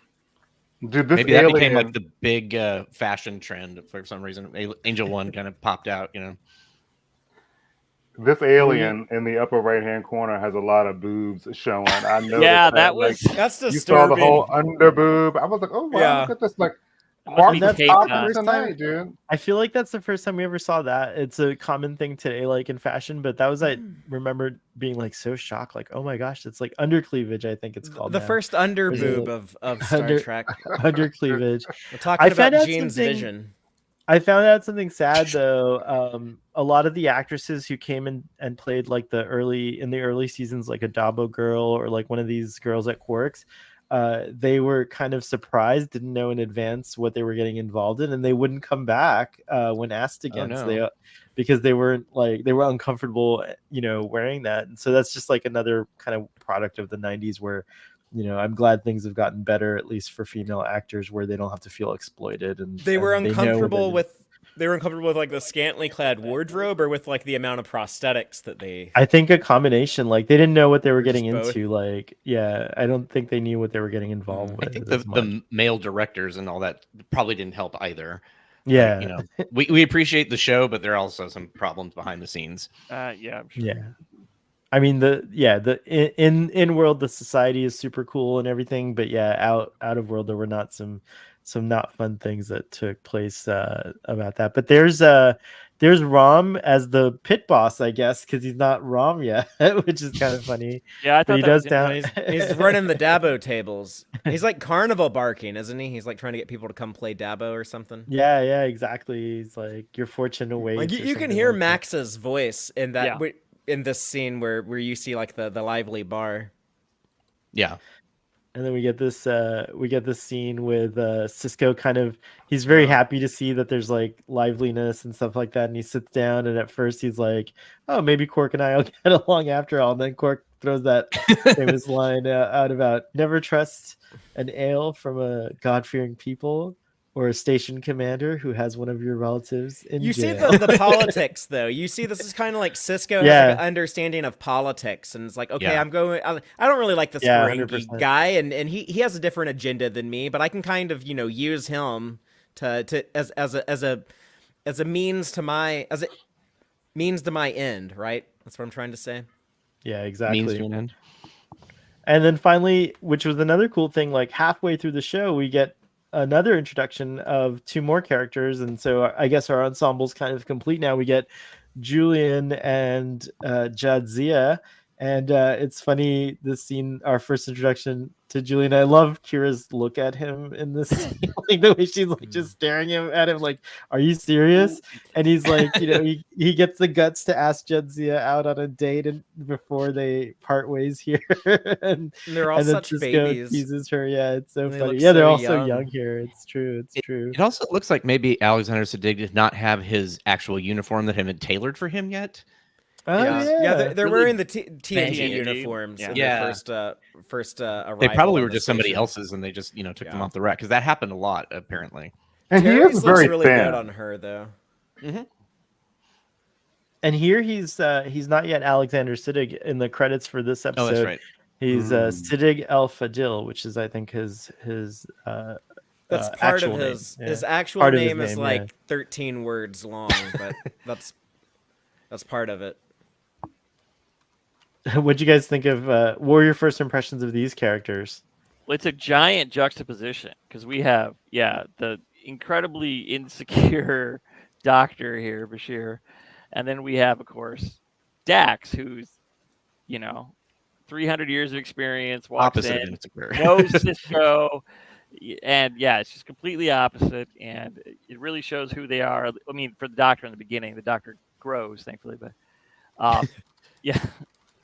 And I think they did that on purpose too. They really gave him room to grow. So it worked. Fathery, quick on the. This is his full name. Oh wow. I don't know if anyone wants to read that. I'll try it. Because if I make a mistake, at least I'm adjacent to the to the Persian name culture. Siddig El Tahir El Fadil El Siddig Abdurrahman Mohammed Ahmed Abdel Karim El Mahdi. Is he royalty? He's got to be royalty. I don't know. That's That sounds like an alien species that like they connect all of the names from their past, like just keeps tacking on like their relatives or something. I don't know how common of a type of name that is in Sudan, is where he was I'm born. curious. Maybe that's super rare to have a name like that, or maybe it's more typical. I don't know. It is interesting, very interesting. It's the longest name I've seen, but I'm sure there's like longer. Imagine ones. using that actually in your IMDb or something like that. Just like, Not the a credits great, have to be continued on the next screen when they're like, yeah, not a great name in the entertainment industry. We don't meet Garrick yet, but we will. I think Next that's going to be obviously something that where I think Bashir's character and Garrick, everyone's going to love that dynamic and stuff like that. But we get right from the start, I think, with Julian Bashir, it's interesting. We get a doctor, he's the doctor character, and he's here like talking about I could have had any post in Starfleet, but I chose this because it's the frontier, it's wild, it's like out there and stuff like that. And then of course, then we have Kira's reaction to him right from the start, like, kind of like, well, this is my home, this thing you call We're the simple frontier. folk. Yeah. Which the Bajorans are anything but. I mean, they do seem, simple, but like their culture was flying through the stars when we were still like, doing our first villages or whatever and stuff like that. In Star Trek, that always has bugged me, because they said the same thing in like the 32nd century. It's like, oh, how do you mean, what, you really think that these people had this back then? Yes, because every planet evolves at a different rate. Exactly. Like, it wasn't like, oh, we're in the 1800s, but they're this. Not everybody started at the same. Sorry, bug me. Yeah, that's a good rant. It's true, and this show does a good job of showing it's that. Like, they're flying through the stars, but that doesn't mean that their development was any faster or slower than ours. It just was at a different time. There's just a different times. Their culture's older, the planet's older, yes. their civilization. No, that's older. true. Yeah, exactly. I think they first met, or the Trill, Dax was born like within a couple of years of now. Yeah, like 2012, I think. Yeah, I think, or 2016, I think. The Dax symbiote. Yeah, it was the same year the Vulcans made first contact with Klingons. It was like 2016. Oh, okay. For me, it was cool at the time in 1993 to see, even though he's kind of a creeper, to see a main character that was possibly Bashir, I think is an Indian name, or and stuff like that. So I was like, wow, there's like a Daisy person on Star Trek. This is kind of cool. Of course, we'll have many more since then, but this is kind of like a first as a series regular, and that was pretty cool for me. Yeah, I wrote down pest when I. We also get this cool kind of flashback when Jadzia. There's additional context in season 4. Season died. 5. We learn, what brought Curzon, into the hospital to die here. But I thought about that when I saw that. Yeah, I thought about that. He does look happy. He does. Yeah, he looks like zero regrets. Is what he's thinking. But there's a whole. So I understand in the comics they flesh out Curzon and Ben's relationship like from like younger days. Is that right? Like, is that something I have not read those? Oh, okay. I haven't read those either, but that'd be exciting to read. Right. Yeah, that would be interesting.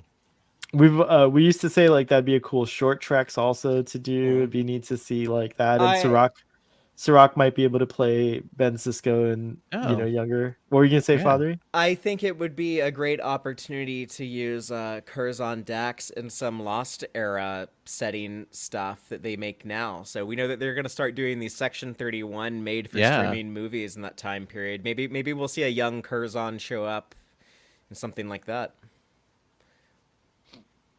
It would be Curzon, wouldn't it, at that point? Yeah, it would. Yeah. From like, because you got to think like around the time of like Star Trek 6 when they start like the peace talks with the Klingons, that would have been like a young Curzon, probably like just recently got his Trill slug installed into him, and now this is like his opportunity to be like, okay, I'm gonna be like this big famous diplomat, and I'm gonna be like the Federation ambassador that was able to like negotiate peace with the Klingons, and that was kind of like his rise to stardom. Probably started then. What did you guys think of the scene? Oh, hold on, it's not changing. Why is it not changing? Oh, what did you guys think of this scene where Miles is saying goodbye to the Enterprise and the whole thing with Captain Picard coming to see him in the transporter? I personally, this gave me the feels. I got like really emotional about it.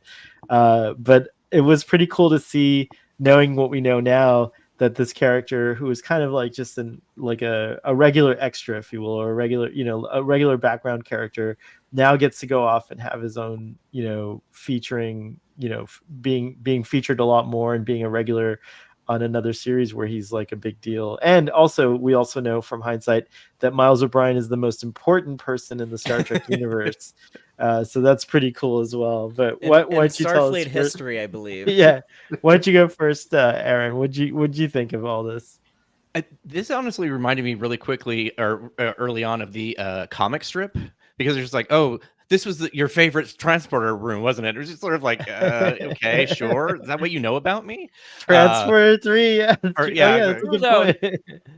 It's like that's where he's just been the entire time. No, it was nice because you definitely get a feel that there is some history there. It wasn't as just background character ish, or that Picard actually knows people that we don't even see that he interacts with that often.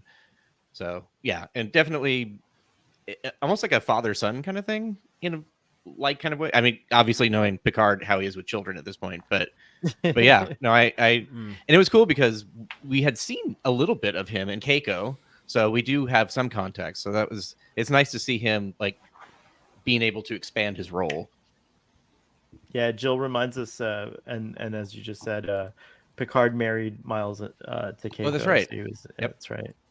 Yeah, for Picard, who is kind of he's a very private man, doesn't like to get too close to people. This is a very serious kind of relationship, like him and Obi. Like this is it's like one of his like good buddies on the internet. The closest thing like Picard has to like good buddies, I guess, other than he becomes friends with the bridge crew, but you know what I mean. Like this would have been like a rare thing for Picard to have this kind of relationship in his career. So I think it's If he was a different special. person, he would have hugged him like, and he like, Yeah.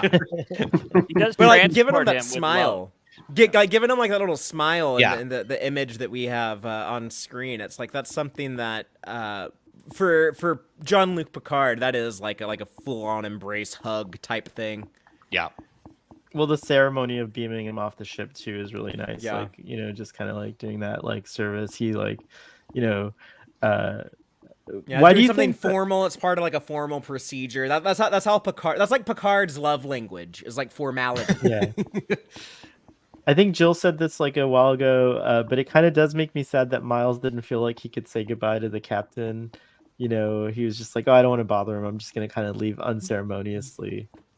That's kind of that old world, mentality of like, oh, I'm just like a humble peasant. I can't bother the great captain. Not the officers, yeah.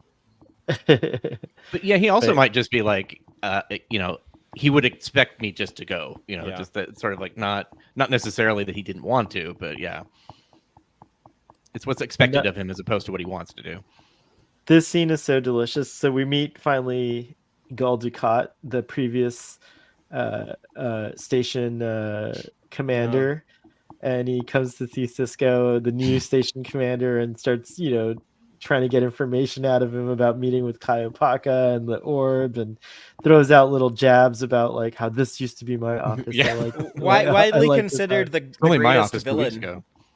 Yeah, he is widely considered the greatest villain. Certainly the most time we've spent with a villain and fleshed out villain for sure. Yeah, it's true. And he's definitely a villain. He's not just an antagonist. I would say that Gul Dukat gets to be a truly bad, despicable guy. But yeah, what are your all thoughts on that?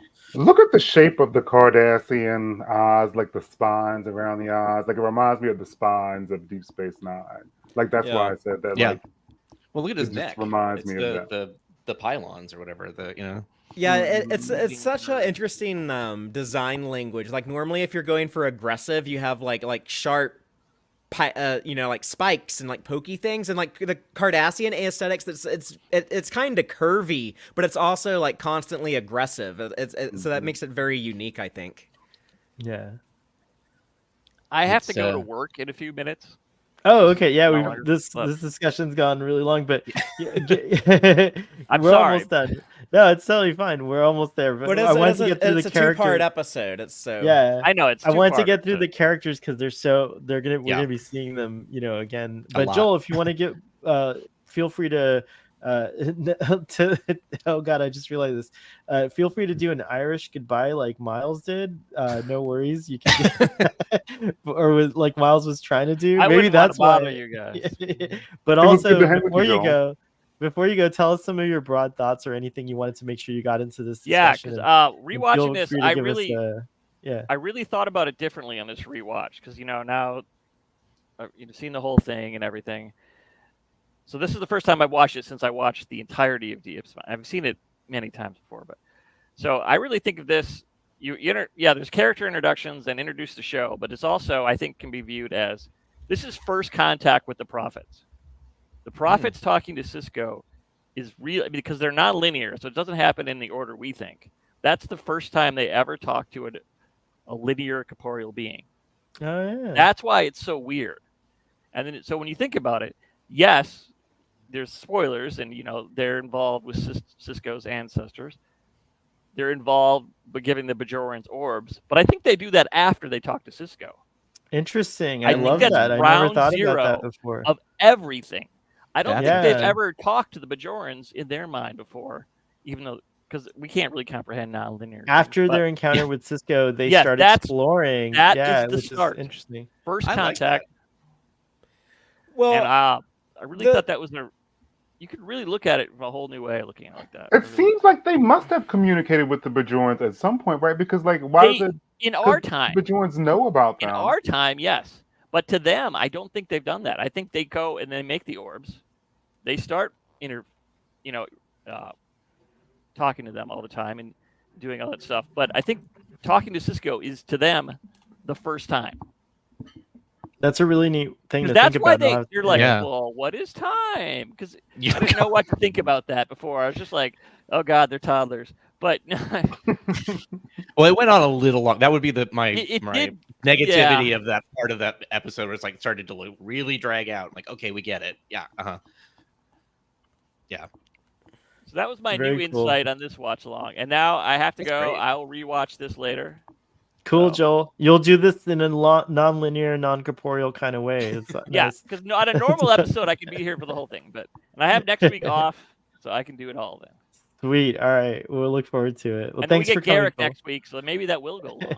I don't know. Joel. Oh, and in the chat, leave your rating. Oh, it's a 10. Come on. It's a 10 out of 10. Very nice. All right. So after Goldicott kind of comes aboard the station, they realize, okay, well, after they've been doing some analysis, they realize, well, we need to go explore, but we need to like distract the Cardassians. And I love this whole like plan that they did, and kind of just like Odo, and again with the cool morphing and everything like that. And the Cardassians, and then we get the runabouts for the first time, right? Isn't this the first appearance of a runabout? Before we saw him on TNG, right? yes, Because that comes later. Yeah, exactly. Which is the coolest Yeah, new The time travel one, or the yeah, one where timescape. timescape. Thank you. Yeah. Oh, look I've at got your my little runabout, runabout. man. Yeah, there I've got you my go. little runabout here. It has, I it has love the this cool little back. pod. It has the cool module on top that they Yeah, that they The use science whenever pod. whenever there's two runabouts on screen at the same time. They always put that on one of them so that we can Oh, tell so we like can which tell the characters are in difference. which one. Yeah.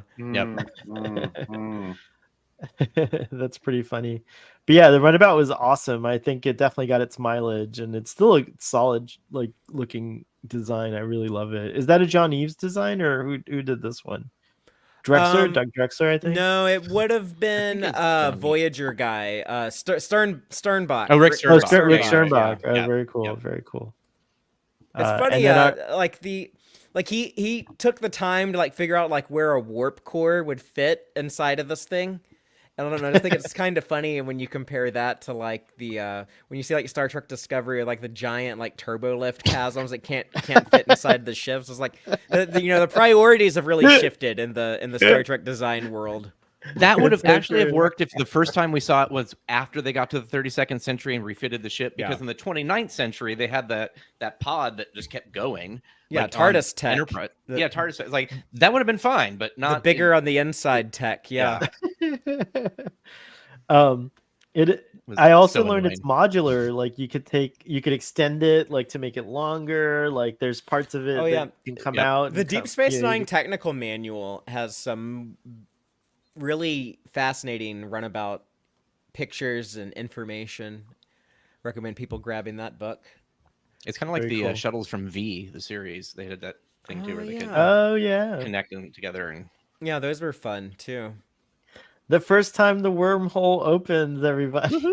There it is, the Celestial Temple. Which, by the way, since we're talking about the show's production and everything like that, the special effects still hold up like to this day. I think they're so beautiful. Like I can't, I would love to see it get remastered and everything, but at the same time, just like TOS's special effects, original effects are great. These effects are pretty amazing, and they still Yeah. hold up to this day. Yeah, Star Trek's always been kind of a high budget, high effort for whatever category it's in. Like, what other network TV show? No. Let me take that back. Like, it's not even network; it's direct to syndication sci-fi show. There is a lot of them. Like TNG, kind of like started a big trend in the '90s. There was a lot of them, but none of them They were looked not as this good. quality. Yeah, Yeah. as Star Trek.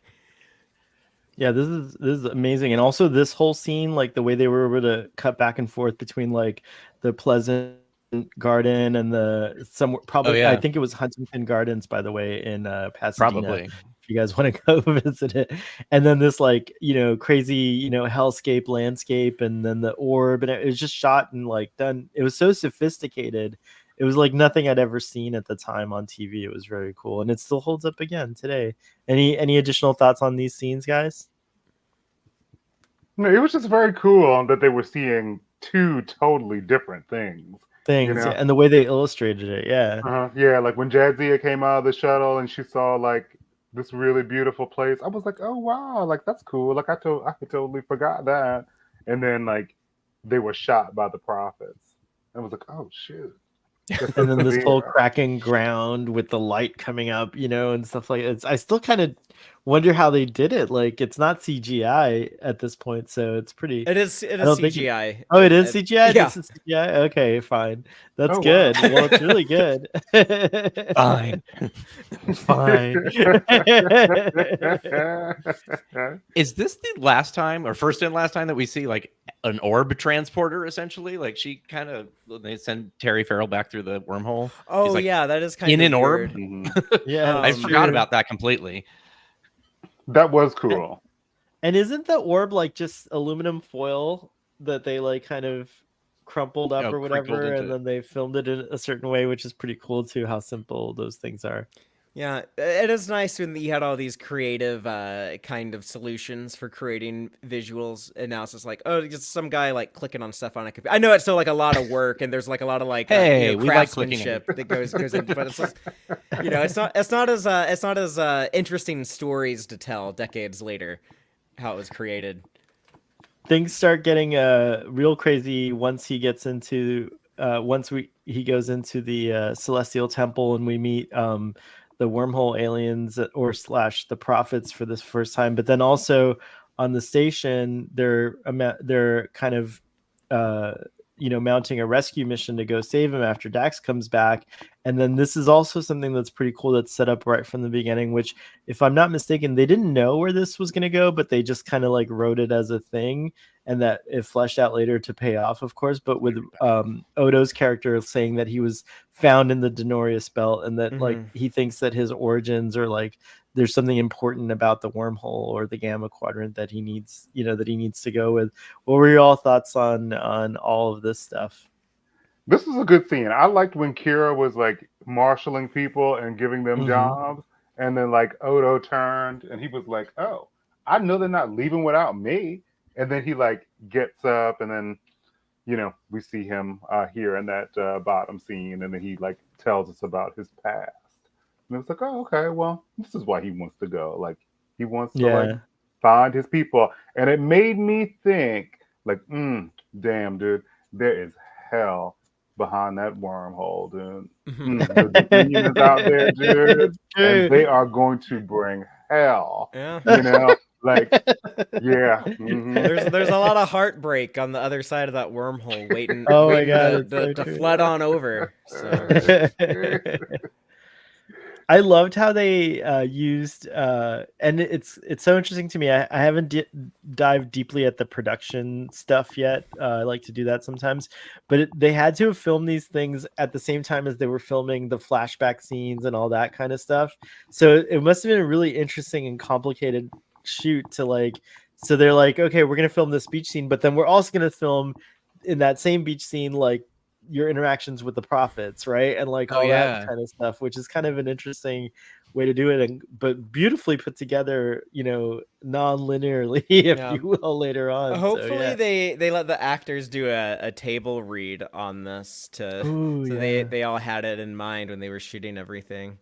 Well, also like Jennifer has to go from being like really funny and then to I'm completely Right. motionless. Basically, she's just sort of like, huh, what? They sounded like they've been took sleeping pills and then were woken up and like now go film this now. Yeah, it's the least engaging part of the episode, I think. After it draws on for a while, it Yeah, does. that was my issue. Like, Yeah, this section. that's a fair criticism, I think. It's not bad. It's just just a little too long. And maybe when the show first came out, it wasn't as noticeable because pacing was different, and we also had commercials, so it could have been less noticeable then. What I remember about this as a 14-year-old was having my mind blown by the idea that there could be a consciousness or a species or aliens that lived outside of time that like didn't have a concept of linear time and past, present, and future. And what I loved was Cisco's trying really hard to show them the difference and like explain all of that, but to end up realizing, oh wait, part of our own existence is non-linear and corporeal. Yep. And it's so true. Memory and find your answers from within. The interior experience that we all have is a life of its own, and it's non-linear. Like this time watching this episode kind of like hit me really hard with the you exist here parts, like why do you exist here, when they talk about the Saratoga and stuff like that. And it's like it kind of helped me because most of you guys know, and some of y'all in the audience, that I lost my father a year ago, and Tuesday is going to be the 1-year anniversary. And in a way, I've been existing there. And this was kind of like, wow, like, grief and mourning and stuff like that is different for everyone. But it was like a really interesting reminder of like how like our minds work versus our, experience of time and stuff like that. So yeah, I think thing about Davey. Yeah, it was kind of like, oh yeah, right. This is totally this. Yeah. The kind of thing. Yeah, it's very, very interesting. Any other thoughts on the wormhole aliens? What this is, I don't know if this is something that we'll come back to later, but when they're talking about time, there's a quote that says, we can't go back in time to get something we left behind. Is that line what is the very last episode? Oh, what we left behind. What we yeah. Well, I'm it's also like, it's also the title, right, of the last episode. Right. That's what I'm saying. It's like, yeah. wait, did they go back to like? Did I never notice that before? I have never noticed that, and I've just that's amazing. I've watched the show beginning to end countless times. Okay, I thought maybe I'd missed something. That's why I was just like, wait, huh? So yeah, that's kind of cool. It is pretty cool. I hope that that's what it is. I'll have to go back and watch the documentary. Retcon it into like, yes, that's exactly what we meant. Thank you, audience, for the hugs and hearts. We appreciate it. I know many of us have been there and understand that. Yeah. I love this scene where the wormhole alien or the prophet is looking at the memory at the same time. Like I like how they did it at the same at the same time, and like she kind of touches her lips, like that was kind of a cool cool thing as well. Why do you do this? This was something that they mentioned on the Delta Flyers podcast, but I think it's just hilarious that she gets, when she goes back to Saratoga, she's wearing her bathing suit. So she's like in this like serious kind of scene, the ship's on fire, but hey, like I'm gonna wear this bathing suit. But that also is fitting because the aliens wouldn't know the difference or anything like that. But at this point, Gul Dukat's onto this, and he's like, well, we're going to have to go and try to figure out what's going on here, and stuff like that. And so the wormhole aliens are really pissed. They're like, every time you travel through our celestial temple or through the passage, it hurts us in some way, which I don't understand. Like, I don't remember if we ever explored this again, but somehow by the end of this, they're able to create a safer way for people to pass through because the wormholes reopened at the end. So that was an interesting thing, that at first it was harming them in some way, but they didn't really. It feels like they kind of maybe dropped that midway through the through the climax here. But yeah, but I do like love that damaging subspace when you're flying too fast. Yeah, they kind of just dropped that as well. Father in the chat says Mark Alamo, Aaron Eisenberg, Max Grodenchek, Hertzler, and Mark Allen Shepard as Morn are the only actors apart from the regulars to appear in both this series opening episode and the series finale. Oh, I didn't know that. I didn't realize that. Mm. Very cool. J.G. Hertzer looks so good as a Vulcan. Does he not play a Vulcan ever again? I guess this is the only one. Yeah. He plays a Hirogen on Oh, Voyager. yeah, he does. That's true. Then he plays a voice of an alien, I think, on Lower Decks. Oh yeah, the Drakmani Yeah. captain. The one who's throwing the old TAS style ship at the Cerritos, which then a year later or whatever, how like they did it on Picard. Do any And of then you he's guys like Archer's baseball? Klingon lawyer in the original Oh, series. yeah. I come from a baseball family, but it's not really my sport. Oh, okay. How about you, Braxton or Aaron? No. When he says like, it's like I was afraid you were going to ask. I'm like, so was I as the viewer. I'm like, please don't explain baseball. Okay, great. We're going to explain baseball. Yay! But I thought that was like a good like No, it talking was. about like It was good. the I'm just not a sports person. what pitch, like what's the next pitch coming over the Right. plate. I thought that was like Yeah. okay, that's a really good like human Metaphor works. relatable thing, yeah, to like explain the concept of time to an alien. And Michael Piller is obsessed with baseball. That's his Yeah. like, Oh, as much as like we love Star Trek, he loved baseball. So Got it.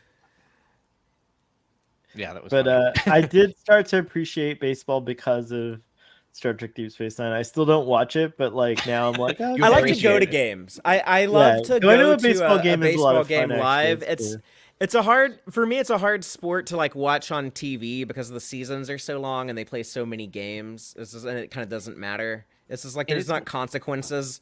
It's also less interesting to watch when you don't have everything else around you, when it's just the game. So being in the stadium with all the other people and the food, Yeah. and there's a whole atmosphere that fits with the whole experience. So even though I don't love baseball, I like going to baseball games. Yeah. While Cisco's conferring with the wormhole aliens outside the space station, chaos is ensuing as since the Gul Dukat's ship hasn't come back, Gul Jassad over here, who I love. I don't think we ever see him again, do we? I don't know if we ever get Jassad back, but Is Golovec in this one? I don't think he's don't in think this so. one. I think we just saw Ducat and Jassad, if I'm not mistaken. I don't know if we saw Ivek. And Damar's much later, right? Damar comes along. Yeah, Damar and doesn't later. show up till season 4 on the Bird of Prey, but Avec was in a lot of. He was in like TNG and DS9 multiple times. Then he dies in Caretaker, the first episode of Voyager. But I guess he didn't make it into. But the this whole Emissary. standoff is great. They get the space station and they figure out how to move it across, and stuff like that. And we're going back and forth between this. Oh, this is the scene we were talking about where beautiful performance by Avery Brooks. When he cries in the scene, I always cry because it feels so real. Like it just feels like a real person crying for his wife and like realizing that he hasn't truly accepted or let go of that moment, or as they say, he has been existing in that moment this whole time. And it does feel like when he like releases, it feels like someone releasing that pain and all that stuff in this moment. So this is a gorgeous scene. But that, I guess, touches the wormhole aliens too, when he realizes all these things and kind of like finally opens up about it. They finally like connect to him, and that's when of course everything's coming to a head. And I love the scene with Kira where she's about to surrender. The station's under attack, but then all of a sudden the Cisco appears through the wormhole. And I also like the scene, by the way, where here's, as you were saying earlier, Odo's like so brave and everything, but he's like he's a little worried about this like wound, and like Wouldn't somebody else do this? That would be a lot better, right? Yeah, he's like okay. I don't have body parts like you do. I don't get this. You got to see vulnerable Odo. You got to see like the big tough guy be vulnerable, and then you got to see like the I don't know, the guy who kind of seemed like young and in over his head be like really like confident and sure of himself in the moment. So it's so true. Some comments in the audience. I used to walk to the baseball stadium in San Francisco. Is that Candlestick Park? Is it still called that? No, it's called something else, I think now. And some he's company park, probably like a tech company. Sleep Stories. one of the best things a show can do is open a space for us to cry. It's true. Father cried in last night's episode not in the Tech Strike episode, but he talked about crying in the latest Disco episode. It got him to get a few tears. And this is appropriate. It's called Oracle Park. No. Oh, it is called Oracle Park. That's amazing. Mm. That is pretty cool. Look at the special effects. Look at this. Like you have the bridge on the Cardassian ship, and like you see the whole station, other ships. Like yeah, you understand like yeah, the it's, like, pretty geography cool. of everything. Of Like, everything, yeah. Star Trek used to be like really good at that. Like, yeah, it's something I wish they would bring back to, or like put more emphasis on, is like a better way of saying it. But yeah, and then Sisko comes back to the station. And he's reunited with Jake, and all's well that ends well, and he decides to stay. And he and Picard, this is a great scene too, where he and Picard kind of resolve that tension and shake hands, and there's And like that's mutual it. respect for yeah, one that's the another. last we see of the two of them together. It's like, And we don't need to see him yeah, again. no, It's I fine, kind of yeah. like that. I kind of like Yeah. that. But like how It's every nice- Starfleet officer who gets handed a resignation, oh, I just didn't get a chance to put it in yet. Like, it's always, like is there like some sort of time limit where they just have to put it in a drawer and actually wait to see if they change their mind? But this is also how the Cage was going to open the original series, with the reluctant captain who was like, actually, I kind of hate my life and I want to quit my yeah. job. But Mhm. then by the That's end, right. he comes around. So. Yeah. Mm-mm. And then they did that again with Pike in the first episode of Strange New Worlds. He was considering retirement at the beginning. I love that this is not your typical handoff either. It's not like the all roses, like Yeah, you they don't keep have her- to be BFFs. It's Yeah, like they don't have to be BFFs or anything, but it's a nice handoff from one show to its spin-off. The first spin-off that doesn't have Gene Roddenberry directly involved, but they did a great job at capturing whatever people consider Gene's vision to be. I think this show definitely embodies that original vision of Star Trek. By that point, and, Star Trek was more than core. just Gene, though. It's like that. Yeah, that was agreed. new to Totally. me. There's Harv Bennett. There's a lot of people who have Dorothy made Fontana. and even in the original series, exactly. There's Dorothy Fontana and Gene Kuhn. And It was kind of always yeah. more than just Roddenberry. We know that the Gene Roddenberry's vision is not his alone, and it's a fallacy to just say Gene's vision only. But yeah, the Star Trek vision, I guess, But is a better I'll way say to this say. about Roddenberry and creating Star Trek shows is with the characters created for the original series and with the Next Generation. I think there is a certain amount of iconicness with those characters. I think like Uhura and Sulu and Data and Crusher and Geordi and Scotty are all more iconic than many of the other Star Trek characters that came later. But I feel like Michael Piller, when he started, writing the TNG characters, and then here with the Deep Space Nine characters he created, I think that they do feel like more real and have more dimensionality. And the DS9 characters might not be as iconic as the TOS and TNG people, but I think they have a little bit more dimensionality, and so it kind of balances out. And I think these characters are just as great as the TOS and TNG people. And this little bookmark at the end showing all of our casts kind of doing different things. Like you have Kira and and Quark having that interaction of if you don't take your hands off my hip, and then you have That's a great Nana visitor's line. She's really good at delivering. There's certain attitude that I think Aaron was commenting on, that she's really good. She really nailed it. This Yeah. is Right out also the like gates. House of Quark, where he put his hand on Broca. Yeah. It's kinda he does that a lot. He should probably does just that not a do lot. that. He's quite brazen, isn't he? Yeah. I'm glad then- that I saw this as a young man growing up. It was good. This is here's an example of what not to be like. So, Yeah, it's Yeah. true. How not to be a creeper. Don't be Yeah. like Julian. It's Don't be Julian Bashir. Yeah. Julian Didn't he Bashir. follow somebody to their quarters once? And it's oh, I'm not Oh, gonna take no God. for an answer. I'm like, no, that's not the answer. And then we see the promenade, the first kind of wide shot showing Yeah. it here, and them walking off. And Father, I definitely put that in there for you, just there. And how cool would it be to rebuild that, to shoot yeah, something it new would be on? really cool. I would for real if someone was doing that on like a new show, I would want to like quit my job and just go there and just like, okay, let me just like join the construction team. Like, what do you need? Like, I can help you build this. It's that important to me. How similar to it was the one in Vegas? I never went was to the there experience, but And neither did I, unfortunately. because they had like their own little Quarks bar in Promenade set up with like the like the gift shops where you could buy like the Star Trek The Experience coffee mug and T-shirt. But Yeah. there's Father, a lot you of gotta videos on YouTube. Okay. You got to I was just convince curious. Liz Klikowski and Dave Blass to do the same treatment Oh, yeah. for the promenade that they did for the Enterprise D. Basically, Well, and get them all Paramount needs to like order a show that would like have that, and then like greenlight the budget for. I'm sure they would love that job. I'm sure they would crawl over broken glass to get that contract. You know. back. I like this, Jill. Look at Miles walking in partnership with in partnership with the commander after being too scared to bother his old captain to say goodbye. Hell of a good That's true. transfer. Yeah, it's Yeah. true. 100%. And he's gonna, yeah, it's very cool.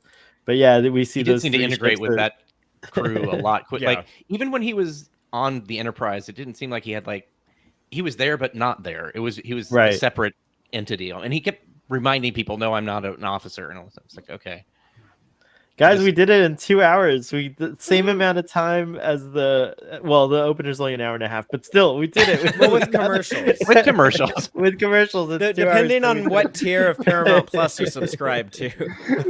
But there's no commercials with Deep Space Nine. Like, because that's I've watched great. with commercials, and all they did was show like a promo for Discovery. Huh. But, like that was it. Maybe it's Oh, only right with like on. the That's very original cool. programming. Maybe only the P Plus original programming has that. I think because I noticed old Star Trek, not old, other Star Trek shows where you don't even have to sit through the little thing in the beginning, the movie or whatever they're promoting. You can skip it, which before you couldn't do that. So I think they've Yeah, it's true. Now I think enough folks are like, what do I pay for? yeah. Exactly. DS9 really needs a remaster. You know, like I was watching, and I was like, it's too bad this doesn't look better. Like it doesn't look. People crisper. keep saying that. I guess we're at like the point where people just don't want to look at standard definition just anymore. I just It have seems to a- be I have a Sharper would be removed. nice. Personally, the reason why is because it's such an important show. It deserves a boost. Like in other words, at some point, it deserves the same treatment I think TOS and TNG got, because these are culturally significant shows at this point. Like especially these four TNG, TOS, TAS, which is easy. I guess it's remastered. They look Yeah, good TAS even got TAS is remastered. Yep. TOS, TAS, TNG, DS9, and Voyager, they kind of now are part of a classic era of Star Trek, especially since we've started up a whole new era. So I feel like they're culturally important. And it's just like, one day Zora's going to want to create, Zora will be able to remaster it in like 10 minutes, but she's going to want to create like 3D holo novels from these episodes. And you need that high definition material to be able to do that.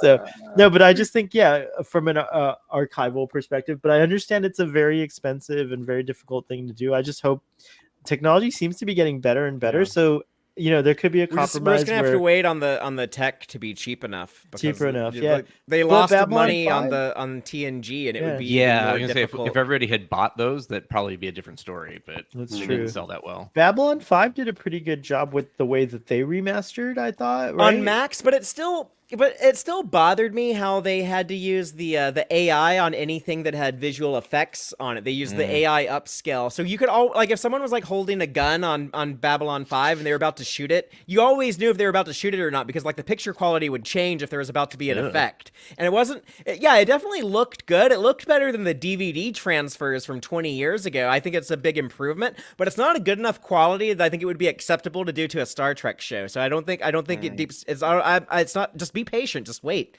For Deep Space Nine to get its remaster. I think it'll happen. It's gonna happen at some point. But it's not. for sure. It's not like a high priority, because there's no way Paramount Plus is going to make money from doing that. Yeah. So we're just going to have to And- wait until it's like super cheap and easy, and just kind of have to like Yeah. flip a switch and it'll just And upscale. Or somebody I will else say buys Star Trek.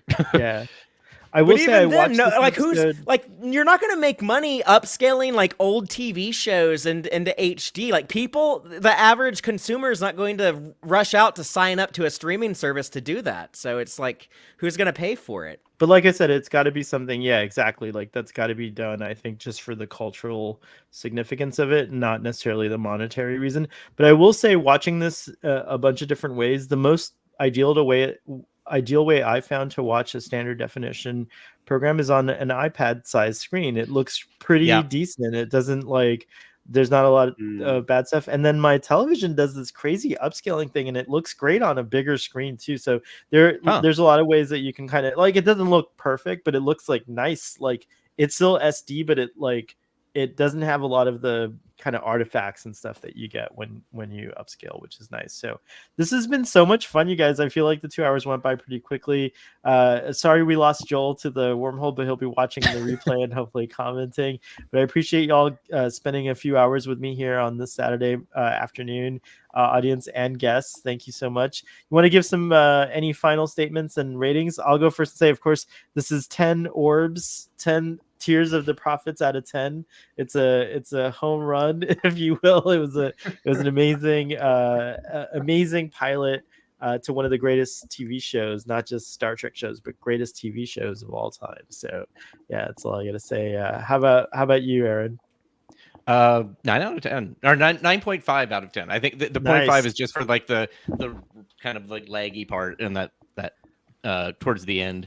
But yeah, no, it's just it.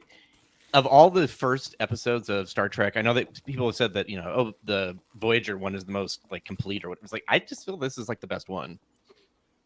It feels like it could have been a movie in itself, even if you never saw these characters again. It's kind of interesting. It is. So, where a lot of the other ones are just setting up, and it's like clear that, okay, if I don't continue with this part doesn't even make sense. Like, why would I watch this? So it was Braxton, nice to see this. Yeah, no, it's true. Braxton, what about you? What's your rating and any final thoughts? This episode gets 10 orbs from me as well. 10 out of 10. Great start to the series. Like Jill was saying earlier, it totally feels like a movie. Yeah, this was a great introduction to our cast. I'm looking forward to seeing the actors grow into these roles. Great start. Very cool. Thanks for the compliment, Sleepy Stories ASMR. I'm glad you enjoyed listening to our chat, our chaotic, somewhat organized, non-linear, non-corporeal chat. Father, what about you? Any final thoughts? And I can't wait to hear what kind of rating you're going to give this. Nothing creative. I don't know. We'll give it 9 orbs out of 7 innings, I guess. But 7 innings. I'll think of something better next time. But it's hard for me to figure out my feelings on this episode, just in terms of like how good do I think it is or not, because I have watched it so much. I kind of got sick of just like watching the VHS a lot as a kid, but. I love Deep Space Nine so much that the things I appreciate a lot in this is just like the characters and just like seeing their introductions and knowing like where things go. And I love this so much for things that happen in future stories more than within itself. But I think it is a pretty well-made quality hour and a half of television. And as far as like how it compares to like the other first episodes, I think out of Legacy Star Trek, I like Where No Man Has Gone Before the most. But I know this is probably like tied with Broken Bow for like number 2 for me. I think Broken Bow is really good too. I like Broken Bow more than most of Star Trek Enterprise in comparison. But I do really like. Just getting like that early the first meeting of Cisco and Ducat and just stuff like, or the first time we see like the promenade lively and stuff like that. So it is definitely I guess my frustration with it is a lot of times if I'm watching like say like Encounter at Farpoint and things are like a little different, like Data and Geordi are at like the wrong stations, or things like, or like The Cage or No Man Has Gone Before, where you see they have like the goose head lamps on the stations, like those things are like a little different. They hadn't quite figured out the show. And I think like when I watch like early Deep Space Nine, when I see like those types of things, like they kind of wanted like Opaka to be like the mentor to Cisco instead of like the dramatic sparks we get with like Kaiwan. But like when I see like or like Odo's makeup is quite different. Right, I don't know. it's different. That's right. We here- didn't put that out. Yeah. Here it kind of like bothers me when I see it like a little off kilter. I think just because I have so much reverence for like main Deep Space Nine. That's like, no, I just wanted to go back to like what the normal status quo of the show is. So that's a little bit of a weird experience for me going back to this one, but I do still really love it. But yeah, that's all I got. Well, I'm so glad folks are enjoying it. Valerie, what's going on Text Trek and the Text Trek Discords and everything involved with that folks can tune in, and where can they find you and all that good stuff? Sure, there's a lot of cool stuff going on. I encourage people to follow me on socials at TXTrek, and also be sure to subscribe to the Text Trek YouTube channel and podcast. We are right now covering the new episodes of Star Trek Discovery, so every Thursday night, there is a first reaction stream on YouTube with Rachel and our friends, whoever wants to show up. And then on Fridays, we do the deep dive discussion with Dave and me. That's also available as a podcast wherever you get your podcast. And then after Discovery wraps in May, we have a lot of stuff planned for later in the year. And I think when I came into the show at the beginning, y'all were teasing some of the upcoming some ideas that we have with some other friends. For May for Star Trek Lower Decks. Yeah, so Aaron, hand it over to Aaron. Well, that's I guess that's as far as there will be something coming next week. Just keep an eye on this space. Keep an eye on that stuff. Yeah, exactly. Follow me at Geek Filter on Twitter and Text Trek, and we'll all be sharing that when the time comes. Exactly. But, and Braxton, what's going on in your world? Where can folks find you? You're on a lot of podcasts too. You're like me, hop around. Yeah. All of us actually hop around each other's podcasts, which is pretty cool. Step in when asked. Always so fun.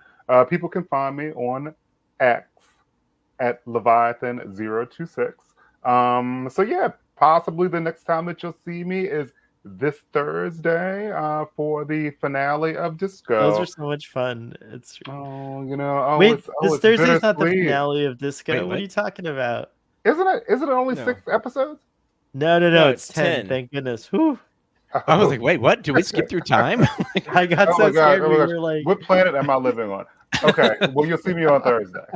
But that's a preview because you'll also see him on the finale of Disco. That's going to be an interesting thing because it's a big deal when Star Trek shows start and when they end, and we, we'll be here for it. Well, guys, thank you, audience. Big shout outs and LAPs to you guys. Live long and prosper, everyone, and we will see you next time.